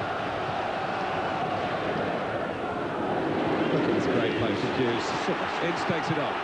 4 forward from Manchester United, the champions, who put on a performance here to make the other title contenders take notice yet again of the quality at Old Trafford.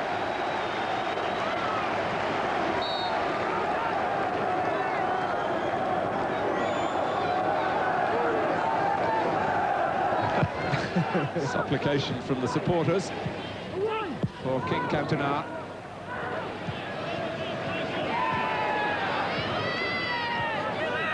Scholes. Ken Brightwell, who, to his credit, wants to be involved again. Beagrie. I just don't know where Roy Keane gets it from. But if he was looking for help from his mate, then Andriy Kanchelskis was within a couple of yards of him, Martin. Even this late in the game, you know, one or two players might be excused for taking a breather, but not Kanchelskis there. He wanted to get back and help Roy Keane out. It's Cantona. He was well aware of the positioning of Scholes, but he just stopped for a second, and the pass Cantona a little wider than he wanted to be, so he backheel it to Scholes. 6 minutes to go.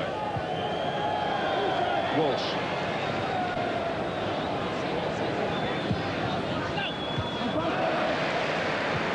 Comes for Somerby.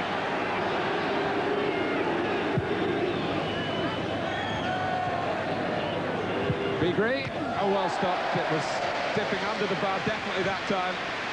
But Schmeichel not letting his standards slip in the closing stages. He'll be happy to get something to do as well, Martin.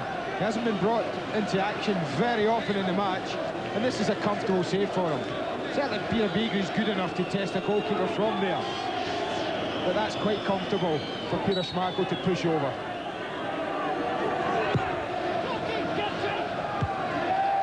Keane close to it.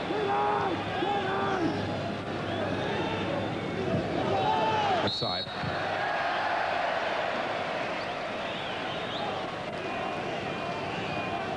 Well, the FA Carling Premiership has a brief breather as we turn our attention this weekend to the FA Cup first round. FA Cup sponsored this year by Littlewoods Pools. Kettering against Peter Shilton's Plymouth. Our live offering for you on our Super Sunday. And on Monday night at Deepdale, Preston against Blackpool. Great memories for those two clubs when the FA Cup comes around. Don't forget, after that, the under-21 match on Tuesday. England against Nigeria, exclusively live on Sky Sports. That's our Wednesday night feast for you.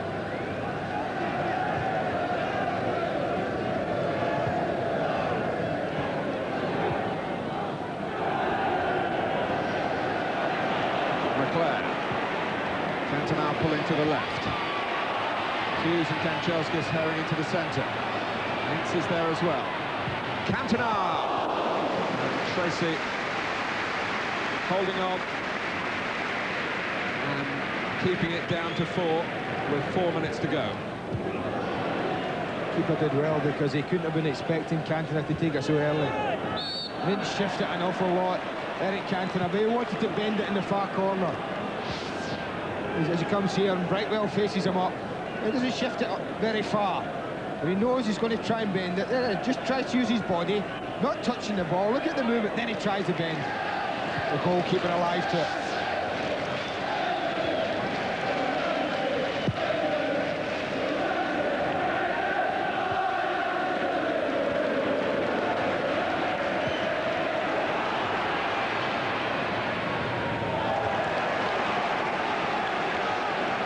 The Carling man of the match is Paul Ince. Yeah, no doubt about that. I think they've been great performances. I said that. They've been 11 very good performances. Two in particular, Kanchelskis and Cantona, I think have been excellent, Martin. But for me, from the whole game from start to finish, has been magnificent, Paul Ince. And when you think he's been under the weather with this sinus trouble. He can even spin a ball, look at that. No wonder he's man of the match.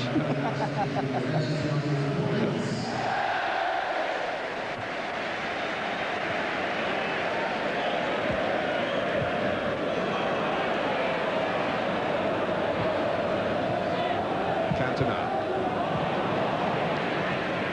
Well, the City wounds are wide and deep. And United have continued to try and rub salt into them.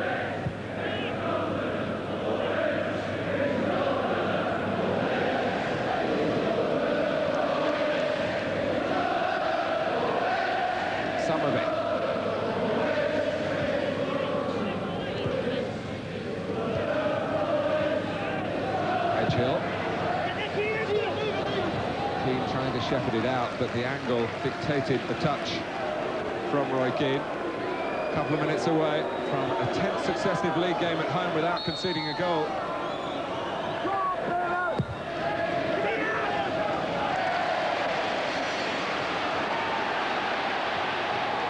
Cantona, who was in his own half, and clearly onside. Kanchelskis is there.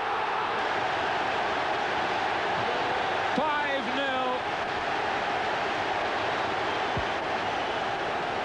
The cherry on the icing on the cake. And Andrei Kanchelskis has Manchester United player to do that in this fixture since 1960. And he owes such a lot to Eric Cantona, Martin, again for his awareness. But Tracy does everything he can to keep him out. But Kanchelskis wasn't going to be stopped. A hat-trick in a Manchester derby. Won't he feel good? And that for the United fans, well, they can forget about 5-1, Martin. They're 5-0 up.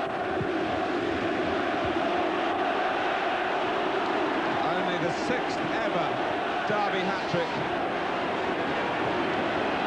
4 of them to United. And Manchester City, it's a short journey home, but they'll be going home with their tails very much between their legs.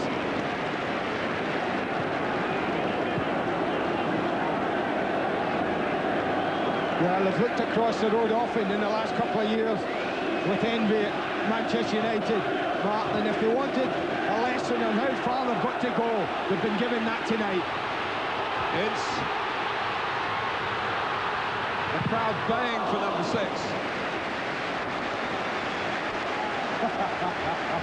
Well, they can print the T-shirts, can't they? The Old Trafford pumping is complete. 5-0 for Manchester United. Yet another Derby Day victory for them, and what an emphatic one. It's a defeat which only perpetuates the memory of that Dennis Law goal 20 years ago. City still have not won here since then. And after the first 20 minutes, they never looked like winning here tonight.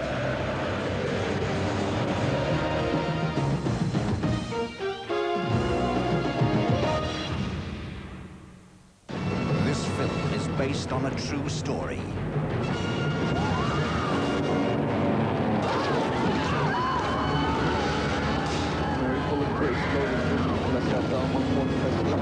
Power! We need more power!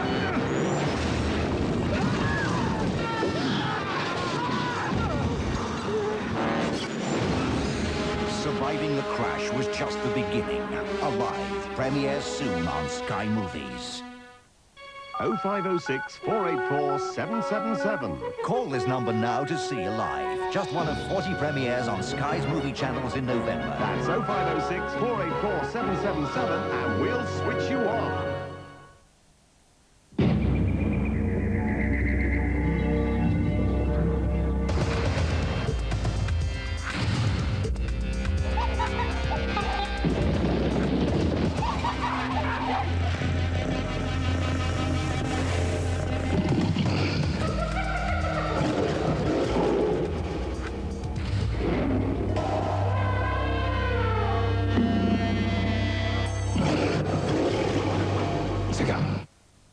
When I was a lad, I promised myself 4 things I'd do when I grew up. 1, I'd tidy my room when I wanted. 2, I'd make a noise when I liked. 3, I'd only ever eat the things I really like the taste of, like these delicious, crunchy Kellogg's Frosties. And 4, I'd have nothing whatsoever to do with girls. Oh, is that so? Well, 3 out of 4's not bad. Adults never grow out of the great taste of Kellogg's Frosties. Want to catch a giant range of toys? Relax, we've thousands and thousands at great value prices. The Jolly Giant Toy Superstores, also in Lewis's and most in Owens. To help take care of your teeth and gums, there are toothpastes made to fight decay, tartar, plaque bacteria that can cause gum problems. There's even the antibacterial action of a mouthwash. Aren't there toothpaste that can do all this in one? Yes, and now there's new Crest Complete, we've added to the effective protection of Crest toothpaste the antibacterial action of a mouthwash to help fight decay, tartar, and the plaque bacteria that can cause gum problems, all in one. New Crest Complete. Protection all in one. W.H. Smith presents the touching story of Free Willy. If the only person who knew how you felt was a boy who felt it too. We appreciate each other. Looks like Willie's got himself a soulmate. Whale's still not performing. We're getting deeper into this. Don't let that whale get away! Go, Willie, go! Now on video for all the family for only $10.99. There's more to life with W.H. Smith. 3 minutes. Chocolate before the performance? No, Maltesers. They're lighter than ordinary chocolates. Are you sure? Maltesers are made of millions of crisp, tiny bubbles, captured in delicious chocolate, so they don't fill you up. The theatre's full. But I am not. Maltesers, the lighter way to enjoy chocolate. At Curry's Now, you'll find interest-free credit on top-name TVs, on great hi-fi systems, on videos, on satellite, and the very latest in cinema-at-home TVs, plus all the help and advice you could possibly want. Trust Curry's to make it an extra special Christmas.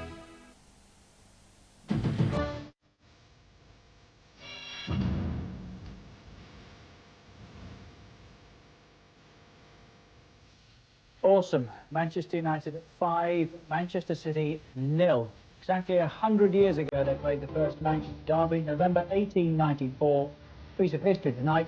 That was United's biggest win ever.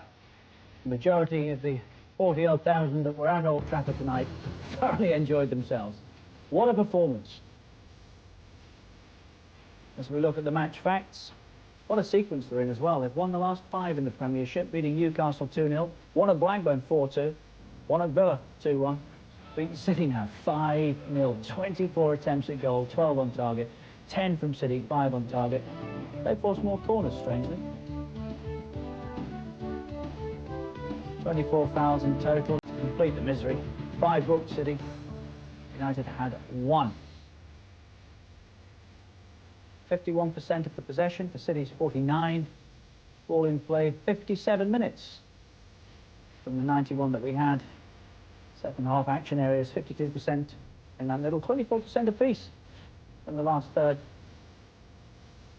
Each end. Guests Gordon Strachan, who drove through the fog to get here tonight, and as pleased he did. Mike Summerby will be driving home through a fog, I suspect. What about that, Mike? You just hold your hands up, don't you? Red meat. Well, it's a lot. You can't say a lot. It was a superb performance by them. I mean, in every department, you know, they work for each other. They've got world-class players. You know, we're fortunate to get away with 5, to be honest. You know, we had a few chances in the second half, but what can you say? You can't. Most sides can't play against a side like that when they're playing that way. I mean, Gordon's looking forward to making his comeback for Leeds when he comes in. We're really looking forward. I think Gordon's thinking about retiring, to be honest, Mike. Now, rather than the end of the season. Well, I announced it was the end of the season, but after seeing the pace of that game, it could be tomorrow. You know what I mean?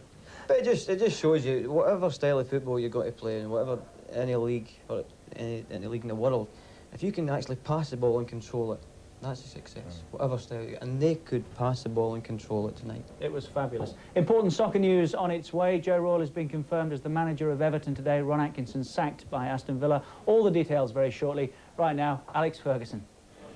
Well, Alex, many congratulations. What's the best aspect of this? The fact that you're top dogs in Manchester in such emphatic style, or that you're now 2 points behind Newcastle in second place? I think that we keep the momentum going in the league.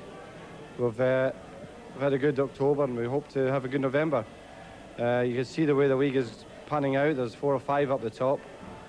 Blackburn won the other day, then Liverpool won last night, and Newcastle won on Saturday, so we really have to keep our own thing going. In the second half, when you're 3-4 goals up, were you able to just sort of sit back, relax and enjoy it? Well, you can never relax, but I mean, I enjoyed the performance. I thought we did very, very well. I thought some of the football was excellent at times. We had a good appetite to play. It was a really good performance tonight. I don't know if you're aware of it, but it's United's biggest win in the Manchester derby in 100 years. Really? I don't know that. Makes up for the one defeat you've had in Manchester derbies in a way, doesn't it? I will not forget that one either. we'll not forget tonight either. Andrei Kanchelskis scoring a hat-trick. How pleased are you with his form this season? He's developed a lot of parts of his game. Obviously it takes a while for players to settle into English football, but the last season, this season and his goal scoring rate is improving, which we expected, because he is a marvellous finisher, either foot, in training, and he's now applying that in match situations. Do you think the team are back to the kind of form they were showing at their peak last season? I don't think you can argue with the form of the last few weeks. Maybe Villa were maybe a shade off, maybe we dug out a result, but I don't think you can argue with the performance that Blackburn and Newcastle in tonight. So hopefully we're back, but it's a long season. I mean, we've got 2/3 of the season to go, and we're still not top, and that's the name of the game, being top. Certainly is. Alex, well done. Thanks very much indeed. On that form, it won't be long, will it? 5-0 tonight. Let's have a look back on the goals. The opener was an absolute treat, scored by Eric Cantona. I think you particularly enjoyed this, Gordon, didn't you? Yeah, as I said, we've been trying to work that with the kids at training. And if they're all watching, that's how it's done, boys. Absolutely magnificent. Pulling away from the centre half. Good delivery of the ball. As I'm saying, you can't teach them that, though. I was going to say, can you coach that, or is that just natural ability? It's not very natural ability plus hard work. We've got boys out of our club that can do things, but they've got to improve to get to this standard and play at this level, our young lads. And never once did he break the stride. He's a strong man as well. When you get alongside him, he can just shrug you off. He's not the quickest, but when he's alongside you, you find it very hard to tackle him because he gets his body between you and the ball. City had done all right up until there. They conceded when they didn't want to, again, for the second time, right on half-time. Did this turn the match, Mike? Was this an important moment? It was a bad time to score just before half-time. I thought if we'd have gone in at 1-0, we might have had a bit of a chance, but things didn't go our way. We didn't get the run of the ball, actually, in certain situations, but I think you've got to work hard to get the run of the ball, and Manchester United certainly did that. I think we worked hard, but when you've got that quality of forward play, it's very difficult, and you're playing on a pitch like United's, which is, as Gordon says, has got a bit of zip on it. If your first touch is not correct, you've got problems, Here comes the third, scored by Kanchelskis just after half-time. Everything that dropped in the box, Gordon, fell United's way. Now, is that good fortune, or do you make your luck? Oh, you make your luck. You make your luck. You're willing to go in there, and he goes. I mean, that's persistence, and he carried on. There's people hacking at him, going at him, but he continued. But he's willing to run on there. Hard work. He's not happy to stay on that side of the defender. He's seen Eric going up for the ball and thought, right, a bit of hard work here, I'll run 40 yards and get the flick on. That's where he's got his break. So there's no break running 40 yards and saying, I'm going to get on the end of Eric Cantona's flick on. He could have been lazy and stayed behind and thought Derek would bring it down and play it back to him. But he's got on his bike and he's gone for the ball. He's worked hard, 40 yards, running without the ball, getting the ball and then scoring the goal. Mark Hughes made it 4. Again, ball broke, fell United's way, but they've worked it, Mike, haven't they? Yeah, it was a bad ball in defence. They broke out. And I mean, it's a great run by Keane. It's a lovely ball. But once again, he's tackled, he gets up. First up, appetite. And it's not the luck, he just gets up and appetite for the ball. As you just said, this is what it's all about. They work hard for everything. They work hard to get the ball, they work hard inside the box. I mean, Hughes is a world-class player anyway. Oh, that's just pure arrogance, isn't it? It was nice, isn't it? And then they wanted the 5. Andrei Kanchelskis made it 5 for United's biggest ever derby win. 5-0 right on full time. And he's made this himself and then taken it. Yeah, well, he's actually, when he passed the ball forward, he was behind Phelan, because he had to pass the ball around Phelan. If you notice there, when he gets into the box, Phelan's nowhere to be seen. He's decided he's got to work hard and get up there with Eric. So that was the ball he played, wasn't it? He's played the ball up. And Phelan's in goal side of him when he plays the ball up. Now, when the ball comes in the box, Phelan's nowhere to be seen. He's about 20-30. And he can run as fast as Kanchelskis. But Kanchelskis is determined to get there before him. His appetite gets him there into a goal-scoring chance. I feel some sympathy for Simon Tracy tonight, because you wouldn't have wanted to confront United. Yeah, but he's made some good saves as well, But you see, the rebounds, Manchester United have picked him up in the box, it's appetite for the game inside the box. He's got 3 goals and Paul Ince is named man of the match. To be fair, you're talking about rebounds in the box. If you keep getting in the box, you're bound to get rebounds. Absolutely. You don't go in once and get 2 rebounds. If you go in about 5 or 6 times, you'll get a couple of rebounds. We've talked so often recently about Paul Ince. He, like everybody else here, seems to get better and better. What about his performance tonight? I thought it was awesome tonight. I think, along with Gary McAllister, I think he's the best midfield player in Britain. Magnificent footballer. And they talk about missing Gascoigne. Years ago, Ince was known as a ball winner. But now he's got a great range of pass. He scores goals. He influences the game all the time. Magnificent player. Is that what City missed tonight, Mike? Well, he's very similar to Colin Bell. Plays the same way, wins the ball, gets different forward. colours, no? Sorry? Different colour for Colin. Correct, but I mean... But it's you know, very similar to Colin Bell as a player, you know, and gets in the box. Paul Ince is the engine of Manchester United, and he's, as Gordon said, his vision of passing the ball, you know, back tackling, getting forward. I mean, he's everywhere. You look in every situation where the goals are scored, and he's always in the picture. Well, we've heard from Alex Ferguson, and Brian Horton has come out to talk as well. Here he is with me. Well, Brian, commiserations. Were United very good, or did you make it too easy, do you think? Yeah, I thought on the night we did. I mean, they've scored right on half-time for the second goal, and a minute after half-time for the third one. Killers. But they've played well. I can't take anything away from them tonight. But, you know, we haven't performed to what we've been doing, even going forward. We gave the ball away too easy. 3 of the goals, Simon Tracy, the keeper, actually saved, didn't they? Each time the ball went back to a United player. Is that a fault of your defence or just unlucky, do you think? I don't know. I mean, I haven't seen them yet, but Simon just said about the couple that come back off him. I mean, that's the way it's gone for us a little bit. We obviously we miss Tony Cote and Andy Dibble, but at the moment we can't choose from them. Simon's come in, he hasn't always played, but it's difficult to get lone keepers. How easily will it be to pick your players up from this defeat, especially as it's in the Manchester derby? Well, it's just disappointing for me because we've been so good. You know, we've been so good, and particularly going forward, and tonight we've given the ball away.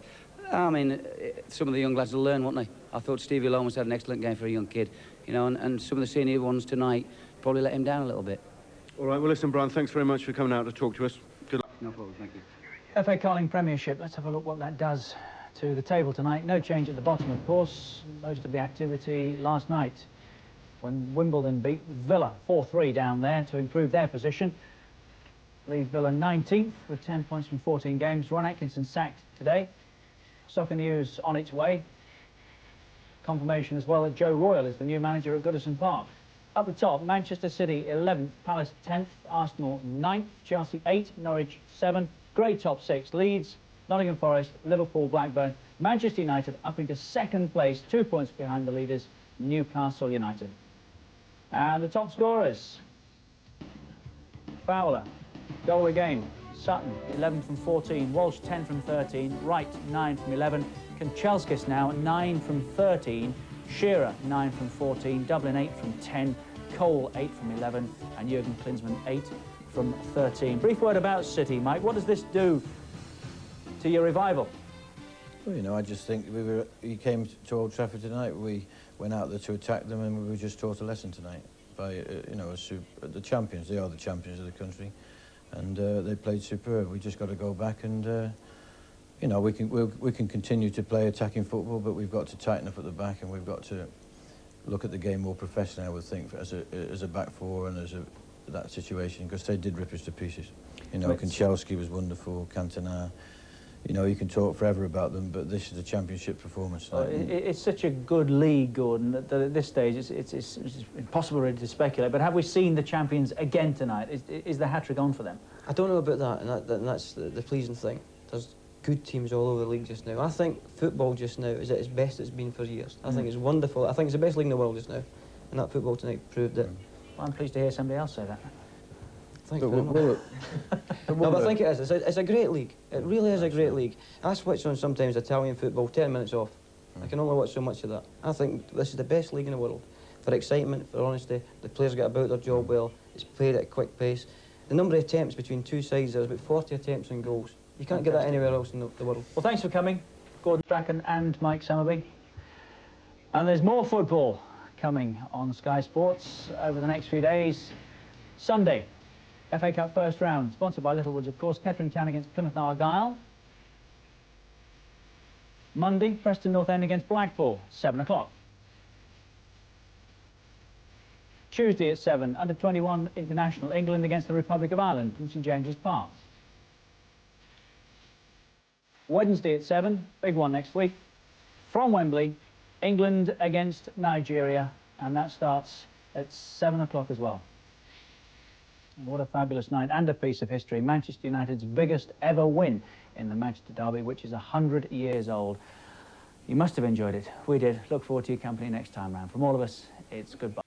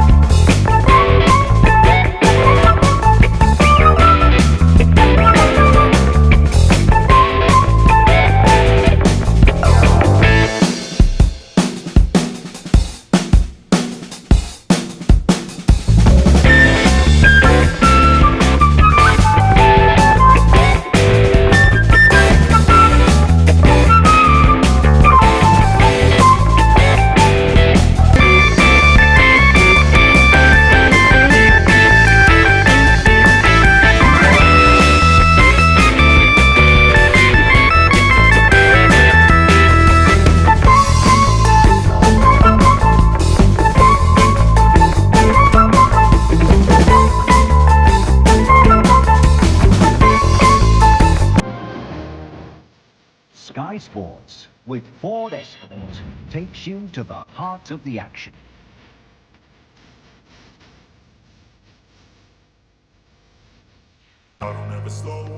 This weekend on Sky Sports.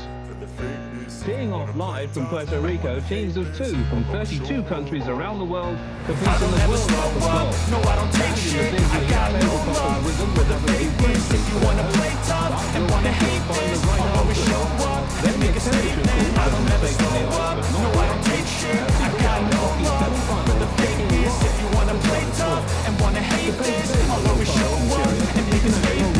Everything I do so instinctive and so passionate. Every word I move so descriptive like an adjective. I got a vendetta against people who patented being negative when you should be getting after it.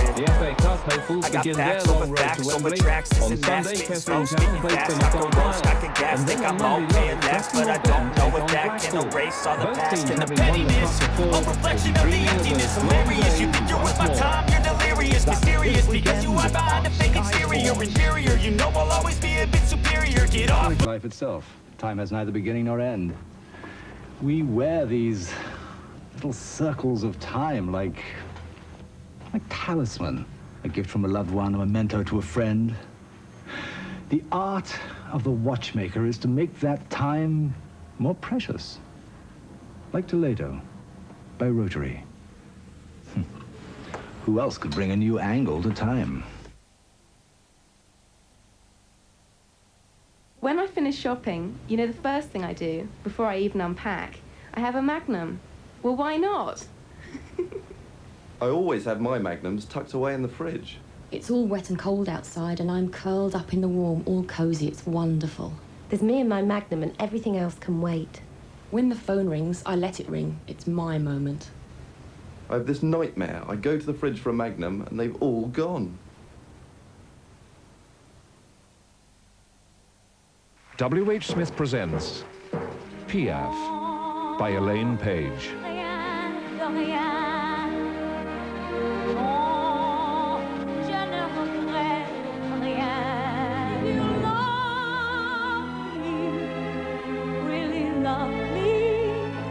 Elaine Page performs a collection of the timeless songs of Edith Piaf, available on CD and cassette.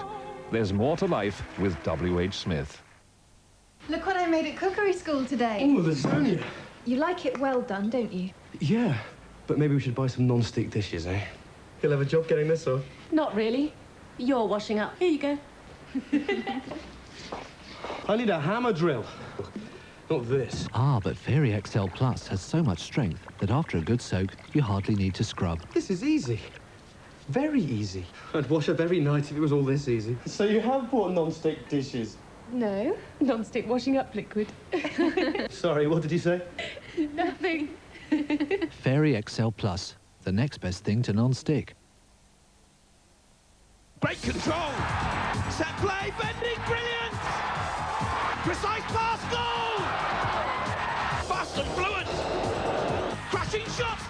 save!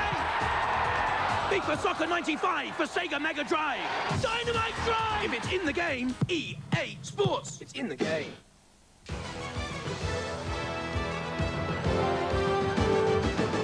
From the Sky Satellite Network, this is Sky Sports.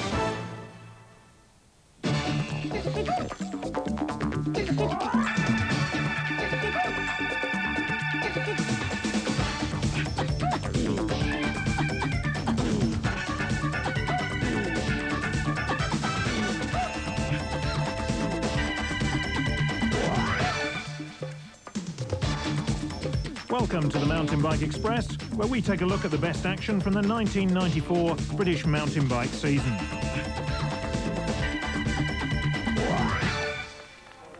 We'll be reviewing the cross-country racing in all 5 rounds of the British Mountain Bike Federation National Championship Series, as well as the National Championships themselves. But let's start by meeting some of the main contenders. David Baker has taken the national title for the last 2 years and the points series for the last 3. His aim this year is to retain both titles.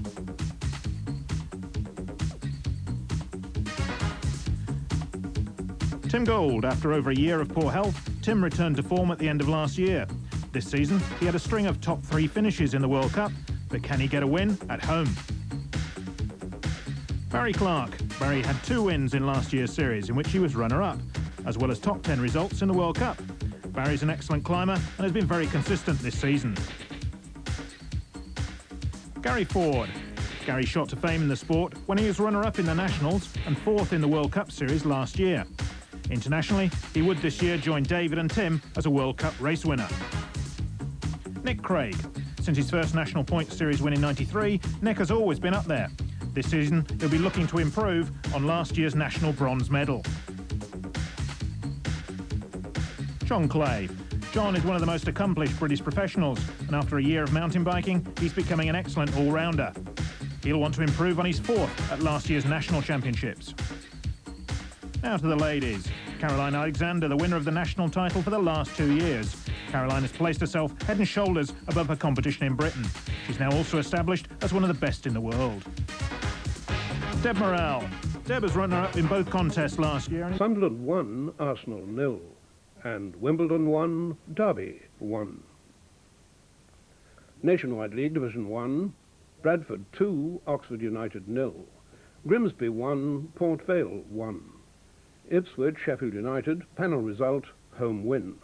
Manchester City 1, Crystal Palace 1. Oldham Huddersfield, panel result, home win. Portsmouth 0, Bolton 3. Queen's Park Rangers 3, Barnsley 1. Reading 2, Charlton 2, and Southend against Norwich, another panel result, away win. Division 2, Blackpool Luton, panel result, score draw. Bournemouth 1, Rotherham 1. Bristol City 2, Burnley 1. Bury Walsall, panel result, home win. Chesterfield 1, Bristol Rovers 0. Gillingham against Stockport, panel result, away win. Millwall 3, Preston 2. Plymouth 1, Crewe 0. Watford against Shrewsbury, panel result, score draw. Wrexham 3, Notts County 3. At Wycombe, the match was abandoned with the score Wycombe 2, Peterborough 0, and York 2, Brentford 4.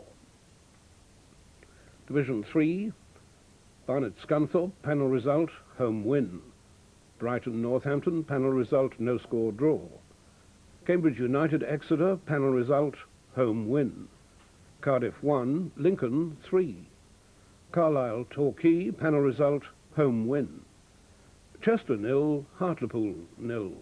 Doncaster 0, Colchester 0. Fulham 6, Darlington 0. Hereford 0, Mansfield 1. Not on the pools, Hull 1, Swansea 1. And the matches Leyton Orient against Rochdale and Wigan against Scarborough were both postponed. Tennant Scottish Cup, second round, these matches not on the pools. East Stirling 4, Brora Rangers 3. Ross County against Montrose, match postponed. Spartans 0, Arbroath 0. And Stranraer against Inverness Caledonian Thistle was also postponed. And Whitehill 2, Queen of the South 3. Bell's Scottish League Premier Division, Dunfermline 1, Dundee United 3. Hearts against Celtic as a late result. Kilmarnock 0, Wraith 1, and Motherwell 2, Hibernian 1. Scottish Division 1, Clydebank against St Mirren, panel result, away win. Dundee 2, Airdrie 1, Greenock Morton 2, East Fife 0, and Stirling 0, Falkirk 0. Scottish Division 2, Berwick 0, Dumbarton 3. Brechin against Hamilton, panel result, away win. And not on the pool, Stenhousemuir 1, Livingston 3. Scottish Division 3, Albion against Alloa, match postponed. And finally, Forfar 2, Queen's Park 2. Thanks, Bob. So to the table, starting with the Premiership here in England. And Liverpool have extended their lead at the top to 3 points, despite a 0-0 draw with West Ham, because none of those challenging could win either. Arsenal in second place lost 0-1 to Sunderland. United, of course, play tomorrow. At the bottom, well, Middlesbrough are bottom tonight, having lost 1-0 at home to Southampton, who move up to 19th. Blackburn beat Coventry 4-0 to climb up to 14th position. A good second half of the season for them. In the First Division, Bolton have extended their lead now to 8 points with a 3-0 win over Portsmouth, mainly because Barnsley lost to Queen's Park Rangers 3-1 in second place. In Scotland, Rangers don't play Aberdeen until tomorrow. Celtic, they're still playing Hearts because of a delayed kick-off there. They were leading 2-1. And Dundee United in third place. They beat Dunfermline 3-1. Wraith got a win today at the bottom as well. And finally, onto the pools, starting with the half-time numbers. 7 score draws, 12, 16, 21, 24, 34, 41 and 44. 17 no-score draws at half-time, 4, 5, 8, 9, 11, 13, 14, 15, 20, 26, 32, 36, 37, 39, 40, 47 and 49. And to the full-time numbers, 9 score draws, 1, 9, 11, 13, 17, 19, 20, 27 and 28. 5 no-score draws, these are full-time numbers, 4, 32, 36, 37 and 47. The one result to come, that match in Scotland, number 41 on your coupon. No forecast. I don't think it looks terribly good. That's it. Carol will be back with the lottery numbers just after 8 o'clock. And we'll both be back with our main news at 9:15. Bye for now. Bye-bye.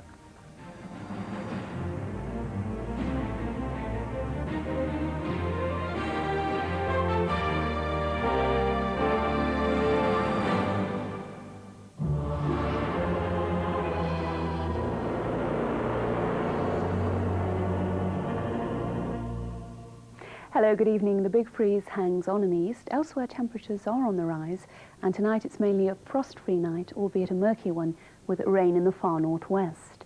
So we go into tomorrow morning on a mainly dry, cloudy, dull note.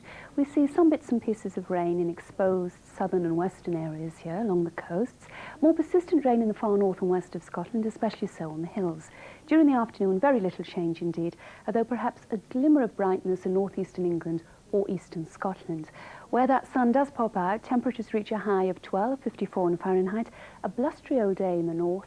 Temperatures aren't quite so mild further south, even so higher than today in the southeast. Here's the summary. Power gen, generating electricity whatever the weather.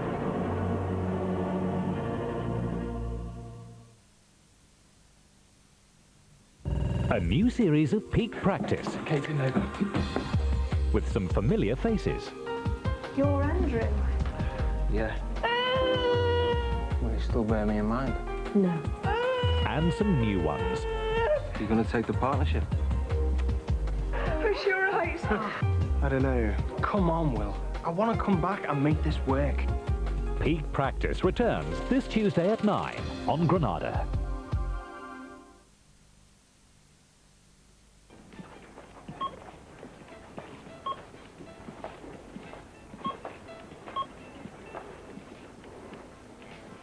Oh, hasn't he grown? still on this stage.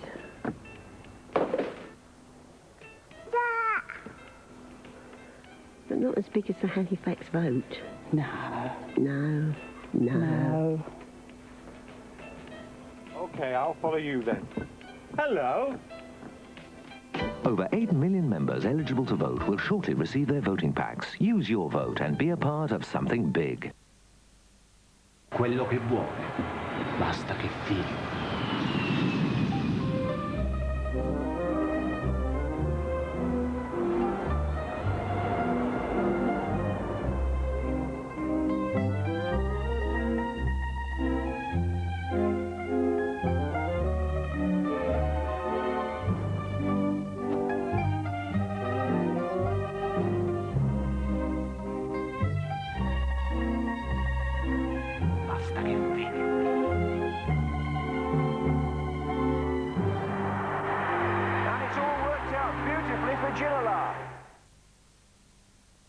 If you've got a battery-operated smoke alarm, it's essential that you carry out the following simple checks. Test the battery every month by pressing this button.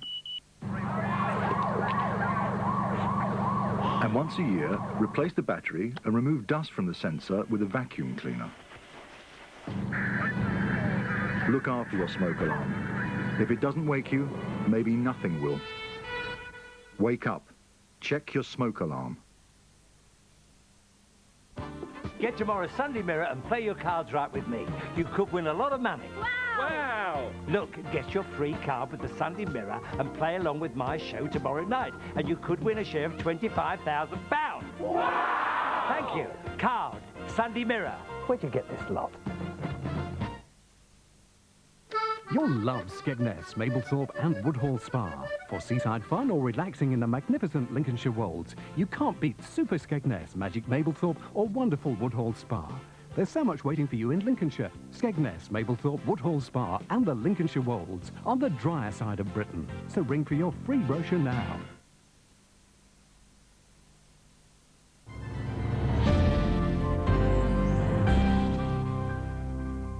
Joining us now with the latest news and sport in the Northwest, here's Patrick Snell at the Albert Dock.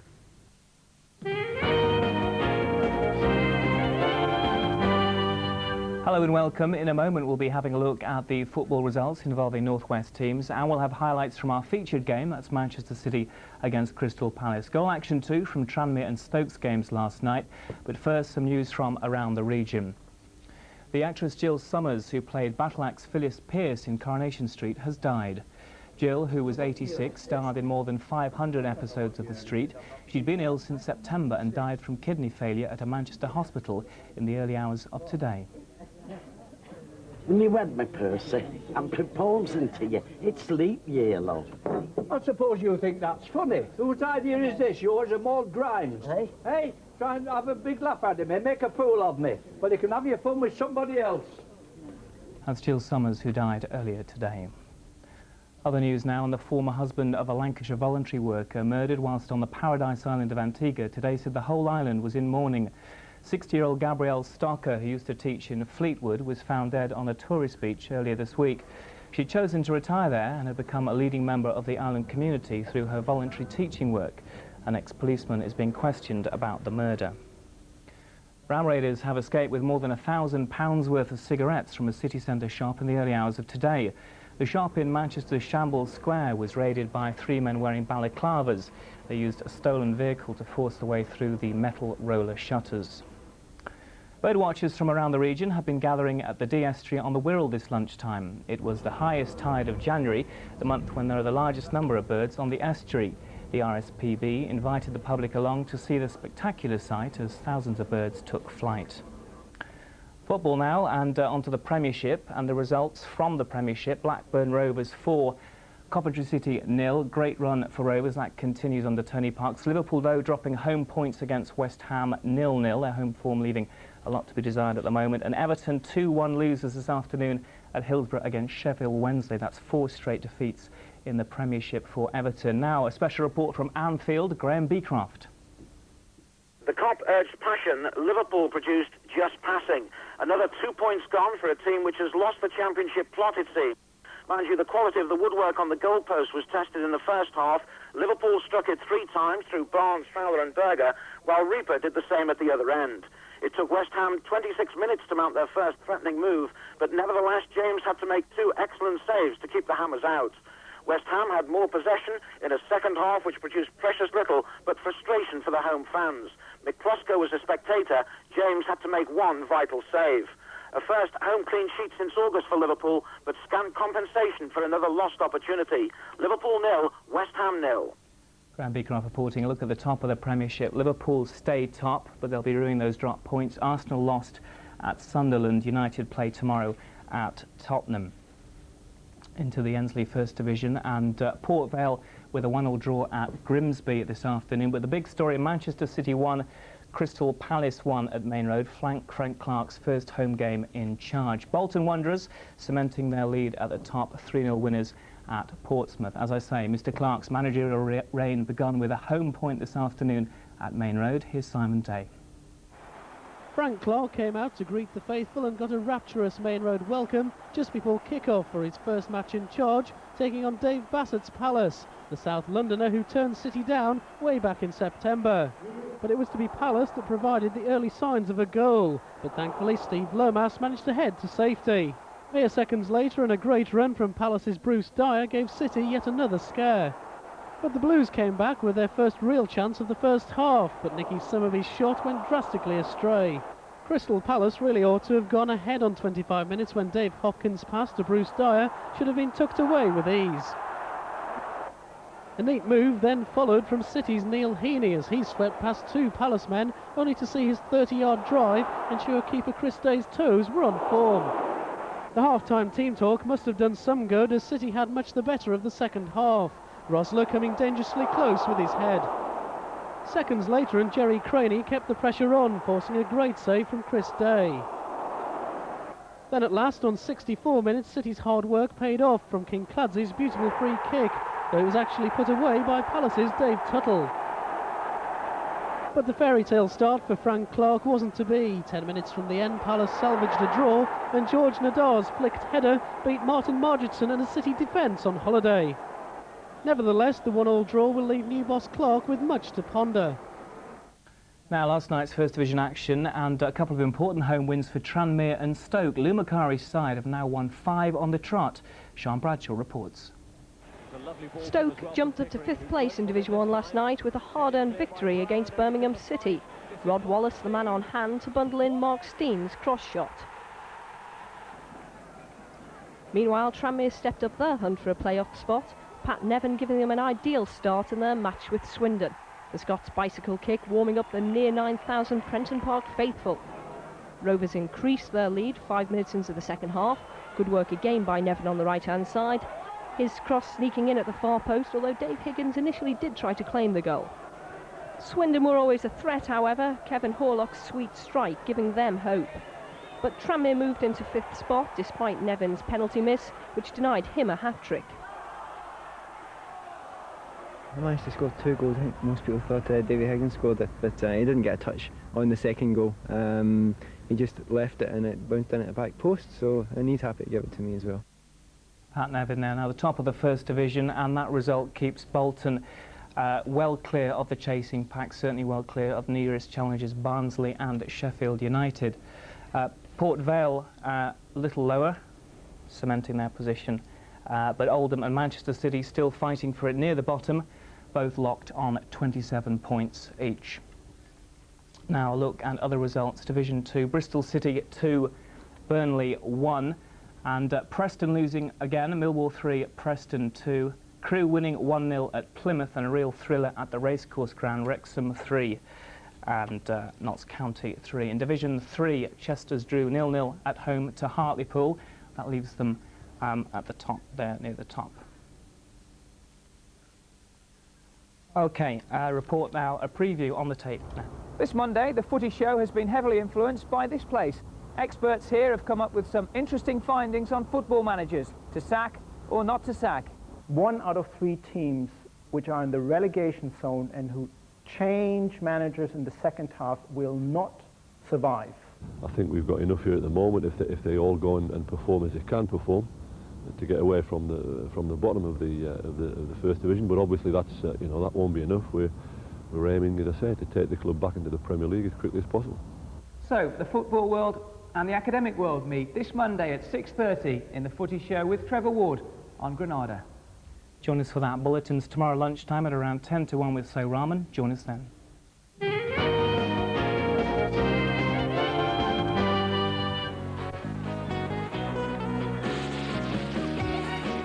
Granada weather sponsored by First Choice Holidays for a brighter outlook. It will be a misty, overcast night with outbreaks of mainly light rain or drizzle, especially over the coasts and hills. It will be mild with temperatures falling no lower than 5 centigrade. A very mild but misty start with extensive hill fog, but it will slowly improve from the south, leaving Cheshire, Merseyside and southern parts of Greater Manchester generally dry and bright. Northern coasts and hills will remain dull and damp. For a more detailed local forecast, call Weather Update, sponsored by First Choice Holidays on 0891 559977. Hot-foot and hot-tempered when it comes to cracking crime. He's one bridge you don't cross. Nash Bridges, Monday at 10:40. She may be clueless, but she knows how to party in Beverly Hills with teenager Cher next.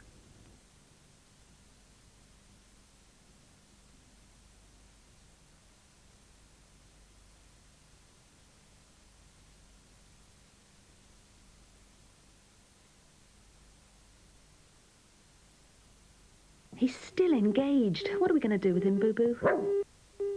It can't be his mother at this time of night. Right, now there's going to be trouble. Why try and try when you can just press 5? Because with BT's new ringback service, when they finally get off the line, you'll be called back. Hello? It's me. Hi, Susie. No, it's Brenda, actually. Don't try and try. Just press 5. Thomson's new summer sun brochure shows the scores you give our holidays for as honest a picture as possible. You go by the Longi Dragon.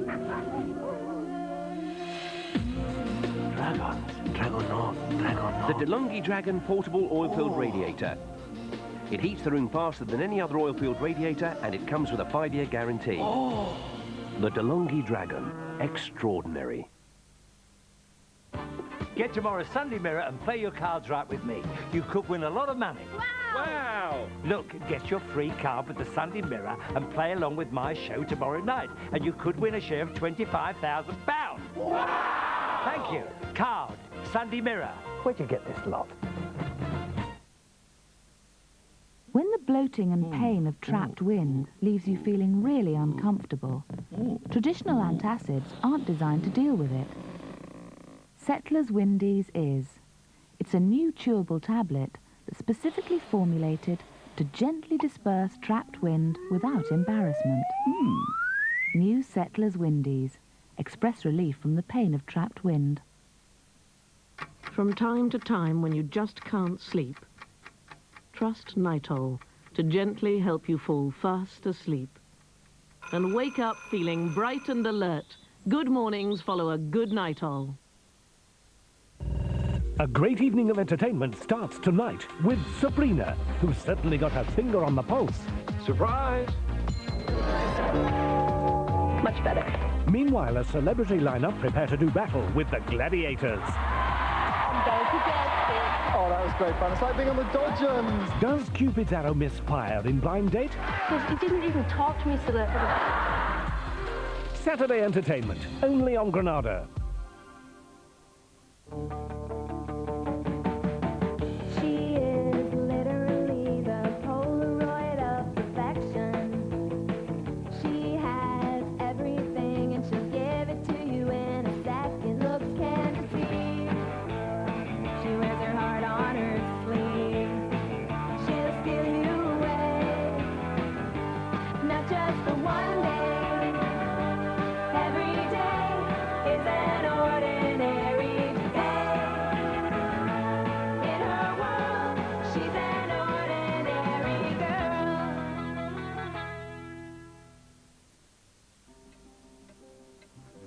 home ec teacher gave Dee an assignment to make a traditional American meal. But she was a little pressed for time. So instead of cooking it for 3 hours at 350 degrees, she just did it for an hour at 500 degrees. So the home ec teacher thought that maybe Dee should be in a class with a little less math, and the only other class during that period was drama. Well, she told me it was way fun, so I got a transfer, and Meryl streaked my way over to the auditorium. There wasn't a seat next to Dee, but I think it was fate, because the only empty one was right next to the most intense-looking high school boy I'd ever seen.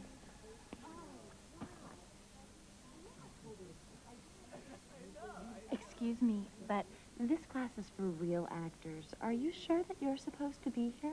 Amber, I know that you've faked things many times, but when have you ever acted? People, please excuse my tardiness, but I had a personal crisis I don't want to go into. Last night I broke up with my paramour, and suffice it to say, I'm in a period of mourning. Now, I've been informed that we have 2 new students, Cher Horowitz. Cher, do you have any theatrical experience? Well, I saw Cats 3 times. No, darling. Have you done any stage acting? Oh, well, I was Glinda, the Good Witch and the Wizard of Oz once. Oh, and when were you in that production? In Girl Scouts. People, please. Even Kenneth Branagh had to start somewhere. And our other new student is Donal Miller. Donal, am I pronouncing that correctly? Yeah, that's right. And Donal, do you have any acting experience? Well, I was a guy in Guys and Dolls on Broadway last year, and I was a guest star on Fresh Prince. I saw that episode. You were so brilliant as the valet Parker.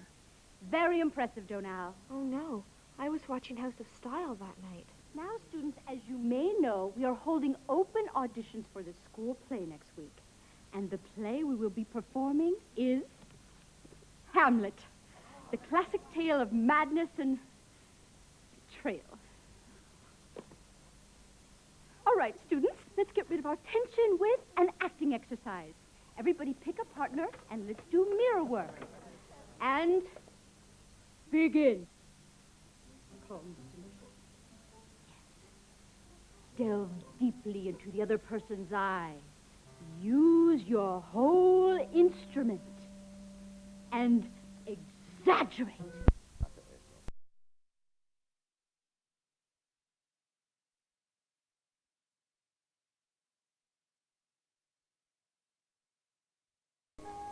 Her whole family was wiped out. Only Eiko and her baby daughter survived. When she returned to Tokyo,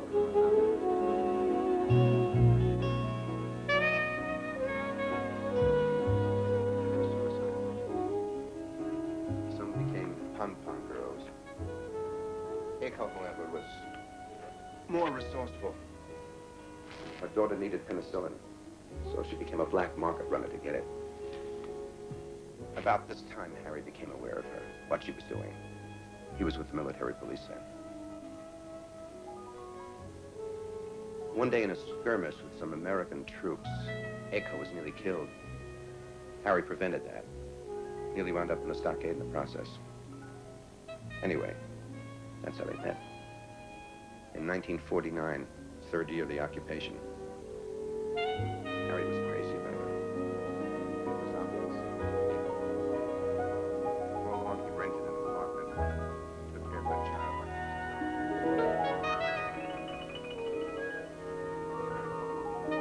Harry wanted it. Eiko refused. She said she'd live with him forever, but she could never marry him.